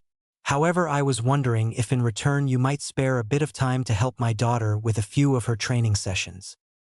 Guy shot the pair of academy students a speculative look. "And if one of your daughter's friends should happen to be visiting for these sessions?" he mused. Hayashi shrugged. "Which precise person my daughter spars with is not my concern," he said smoothly. "The results of her training are." "I think we might be able to work something out, Hayashi," Guy said with a grin that would have radically altered his students' perceptions of their sensei. // forward / forward / forward / forward /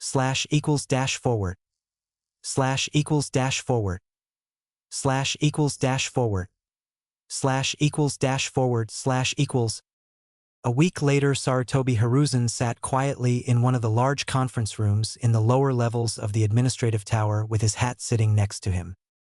This room was actually designated as a courtroom, though it wasn't one of the grand courtrooms used for high-profile trials.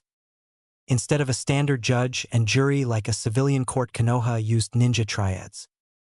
2 active nin of Chunin rank or higher would be selected to serve at random to judge a case. Each panel contained at least 1 randomly selected jounin to preside over the case and ensure that everything was in order, and to either break a tie or declare a mistrial in the event that the 2 randomly selected judges could not agree on the outcome. Appeals could be sent to any special high ninja, or the Hokage himself. Typically, all appeals were sent to Special High Ninja Marino Ibiki, who was the head of the Torture and Interrogation Division. The number of appeals actually submitted to Ibiki was actually low, and were almost universally innocent parties, but appeals submitted to the Hokage or to one of the other Special High Ninja were usually simply forwarded over to Ibiki, who had a knack for ferreting out the truth. The reason Hiruzen was thinking about this was that he was here to serve as the plaintiff in a trial, but that wouldn't be happening until later. First, the fool who had thought it wise to attack his ward in the middle of the bazaar had decided it was also a good idea to bring assault charges against Niji for defending Naruto. Apparently, he somehow thought that living a few houses down from one of the members of the civilian council would change things for him. Just what precisely the man thought the role of the Council for Civilian Affairs was in what amounted to a military dictatorship, Hiruzen's dictatorship, Hiruzen couldn't say, but he would hazard that the man was quite amusingly wrong. Hiruzen was shaken from his musings when the Chunin serving as bailiff entered and blandly called out, "All rise." He rose when the judges entered and raised an eyebrow. This explained why his secretary had seemed so smug this morning. It seemed that she had been feeling vindictive when she had randomly selected the panel. Mitarashi Anko was the presiding jounin arbiter and Hiruzen's secretary was one of the judges. The other was Yumino Irika, a teacher from the academy. Hiruzen met Anko's eye and quietly patted the hat sitting next to him on the bench to signify that he was not here in his official capacity, and the triad should do their job normally. After all, it wasn't like he couldn't just fill out an appeal, have the appropriate party sign it, and then approve it himself later if he disagreed with their decision. Being the Hokage was a hard job, but it did have its perks. Anko nodded slightly. It seemed that she understood. The triad quickly got down to business handling the various cases before them. A ninja was suspended for disorderly conduct after being arrested for drunkenly knocking on the doors of each restaurant in town at 2 in the morning after his bar closed in an attempt to get food.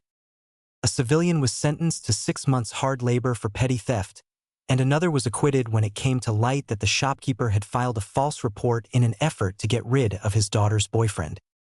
An appeal from a member of the civilian council trying to get the panel to overturn Hiruzen's previous decision not to have the village immediately start funding an ongoing C-rank mission to any willing kunoichi to carry children for Sasuke in order to bolster the dangerously low ranks of the noble Uchiha clan was swiftly thrown out. Honestly, every time he dealt with them, Hiruzen was more and more tempted to just disband the council altogether. What were these fools thinking? The only person who could overturn his decision was the daimyo. Perhaps he should just hold council meetings in the T&I department to save time, Hiruzen mused. Next on the docket we have Tomiko Daiki versus Hyuga Niji. Just then the courtroom doors opened and Hitaki Kakashi walked casually in, the latest addition to his rather extensive pornographic collection firmly in hand. "Hello, everyone. It seems I've been assigned to represent someone today," Kakashi said lazily. "You're late," Daiki growled. "Sorry I'm late. I got lost on the way here," Kakashi rebutted with false sincerity. "We were just starting your case," Anko said amusedly. "Oh, what a lucky coincidence," Kakashi said with apparent surprise as he sat down next to Daiki. "Bailiff, read the summary," Anko ordered. "The plaintiff is alleging that the defendant assaulted him a week ago in the bazaar, and is requesting that the court sentence the defendant appropriately." "Very well, let's move on to opening statements." "Kakashi, go," Anko said quickly. The client I have been assigned to represent got his face bashed in by Niji. He doesn't think he deserved that, Kakashi said idly as he flipped the page. Short and simple, I like it, Enko said. Guy, your turn. Niji is exempt from any charges of wrongdoing due to Executive Order 271, Guy said flatly. Well, I guess that's settled, Kakashi said as he flipped the book sideways, flipped out the centerfold and uncovered his Sharingan before he whistled softly. Very nice. What? Daiki snapped. Like hell it does. What's Executive Order 271? Classified, Enko said simply. This is a court proceeding, Daiki exclaimed in outrage. I have a right to know what information is being used against me.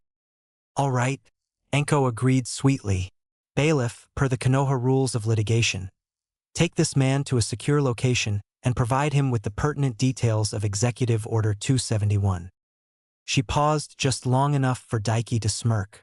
And then, per Section 5 of the Secrets Act, kill him to prevent the unauthorized spread of S-ranked information. IIW with D-draw MIPP pet tet tien F for INF format tien. Daiki stuttered as he suddenly found himself to be trembling uncontrollably. Very well, Enko said with an angelic grin. Irika and the Hokage's secretary glanced at each other and grinned. Case dismissed, they said in unison. Next case, Enko ordered. The next case is Sarutobi Hiruzen versus Tomiko Daiki. The entire courtroom went silent for a moment. Bailiff, the summary, Enko ordered. The plaintiff is alleging that the defendant assaulted his ward a week ago in the bazaar and is requesting that the court sentence the defendant appropriately, the bailiff said with a hint of disbelief in his voice. Very well, opening statements, Enko said evenly. The defendant hit my ward, Uzumaki Naruto, in the head with a rock. Hiruzen said simply, I want justice for my ward. A reasonable request, Enko mused aloud. Opening statements for the defense? She said as she glanced at Kakashi, who was leaking killing intent as he glared at Daiki. My client is a moron and throws himself on the mercy of Marino Ibiki, Kakashi ground out after a moment. And does the plaintiff find this acceptable? Enko asked in amusement. I do, Hiruzen said serenely. Wonderful, Enko clapped. How about the judges? The two Chunin conferred quietly for a moment. We find this acceptable, Irika said. Then the defendant is to be remanded into the custody of Special High Ninja Marino for rehabilitation, Enko said airily. God, I love this job. Bailiff, hurry up with the next case. Happy hour starts soon. Yakushi Kabuto walked calmly into his room after another day training with his team. After ensuring that he was alone, he quickly seated himself at his desk before running through a short series of seals. Ghostly image projection. He called out softly and waited for a moment for the sense of vertigo to pass as the technique took effect. Then Kabuto picked up a scroll from his father's medical library and began to read as he waited for the results of the technique to return to him. 2 hours later, Kabuto frowned as the memories from his projection returned. Kabuto's eyes lost focus as his mind processed the memories. After using the technique, Kabuto found himself standing in a sealed underground room. No matter how many times he used the technique, it always felt surreal to remember being in a place he had never seen with his own eyes. The fact that the senses of touch and balance were stripped from these memories while sight, hearing, and smell remained strong only served to make them more surreal. Habit born from years of experience compelled Kabuto to look around despite the fact that he knew that nothing could hurt him currently. He was in what appeared to be a sealed stone chamber, which he presumed was underground. The chamber seemed to be hewn from greenish-yellow limestone. It was a perfect cube with a sandy floor, and the only sources of illumination were the 4 softly glowing seals in each corner of the ceiling. The chamber was completely bare save for 4 small alcoves carved into the center of each wall. Each alcove contained a scroll just a bit over 6 inches long and barely large enough for a man to wrap his hand around,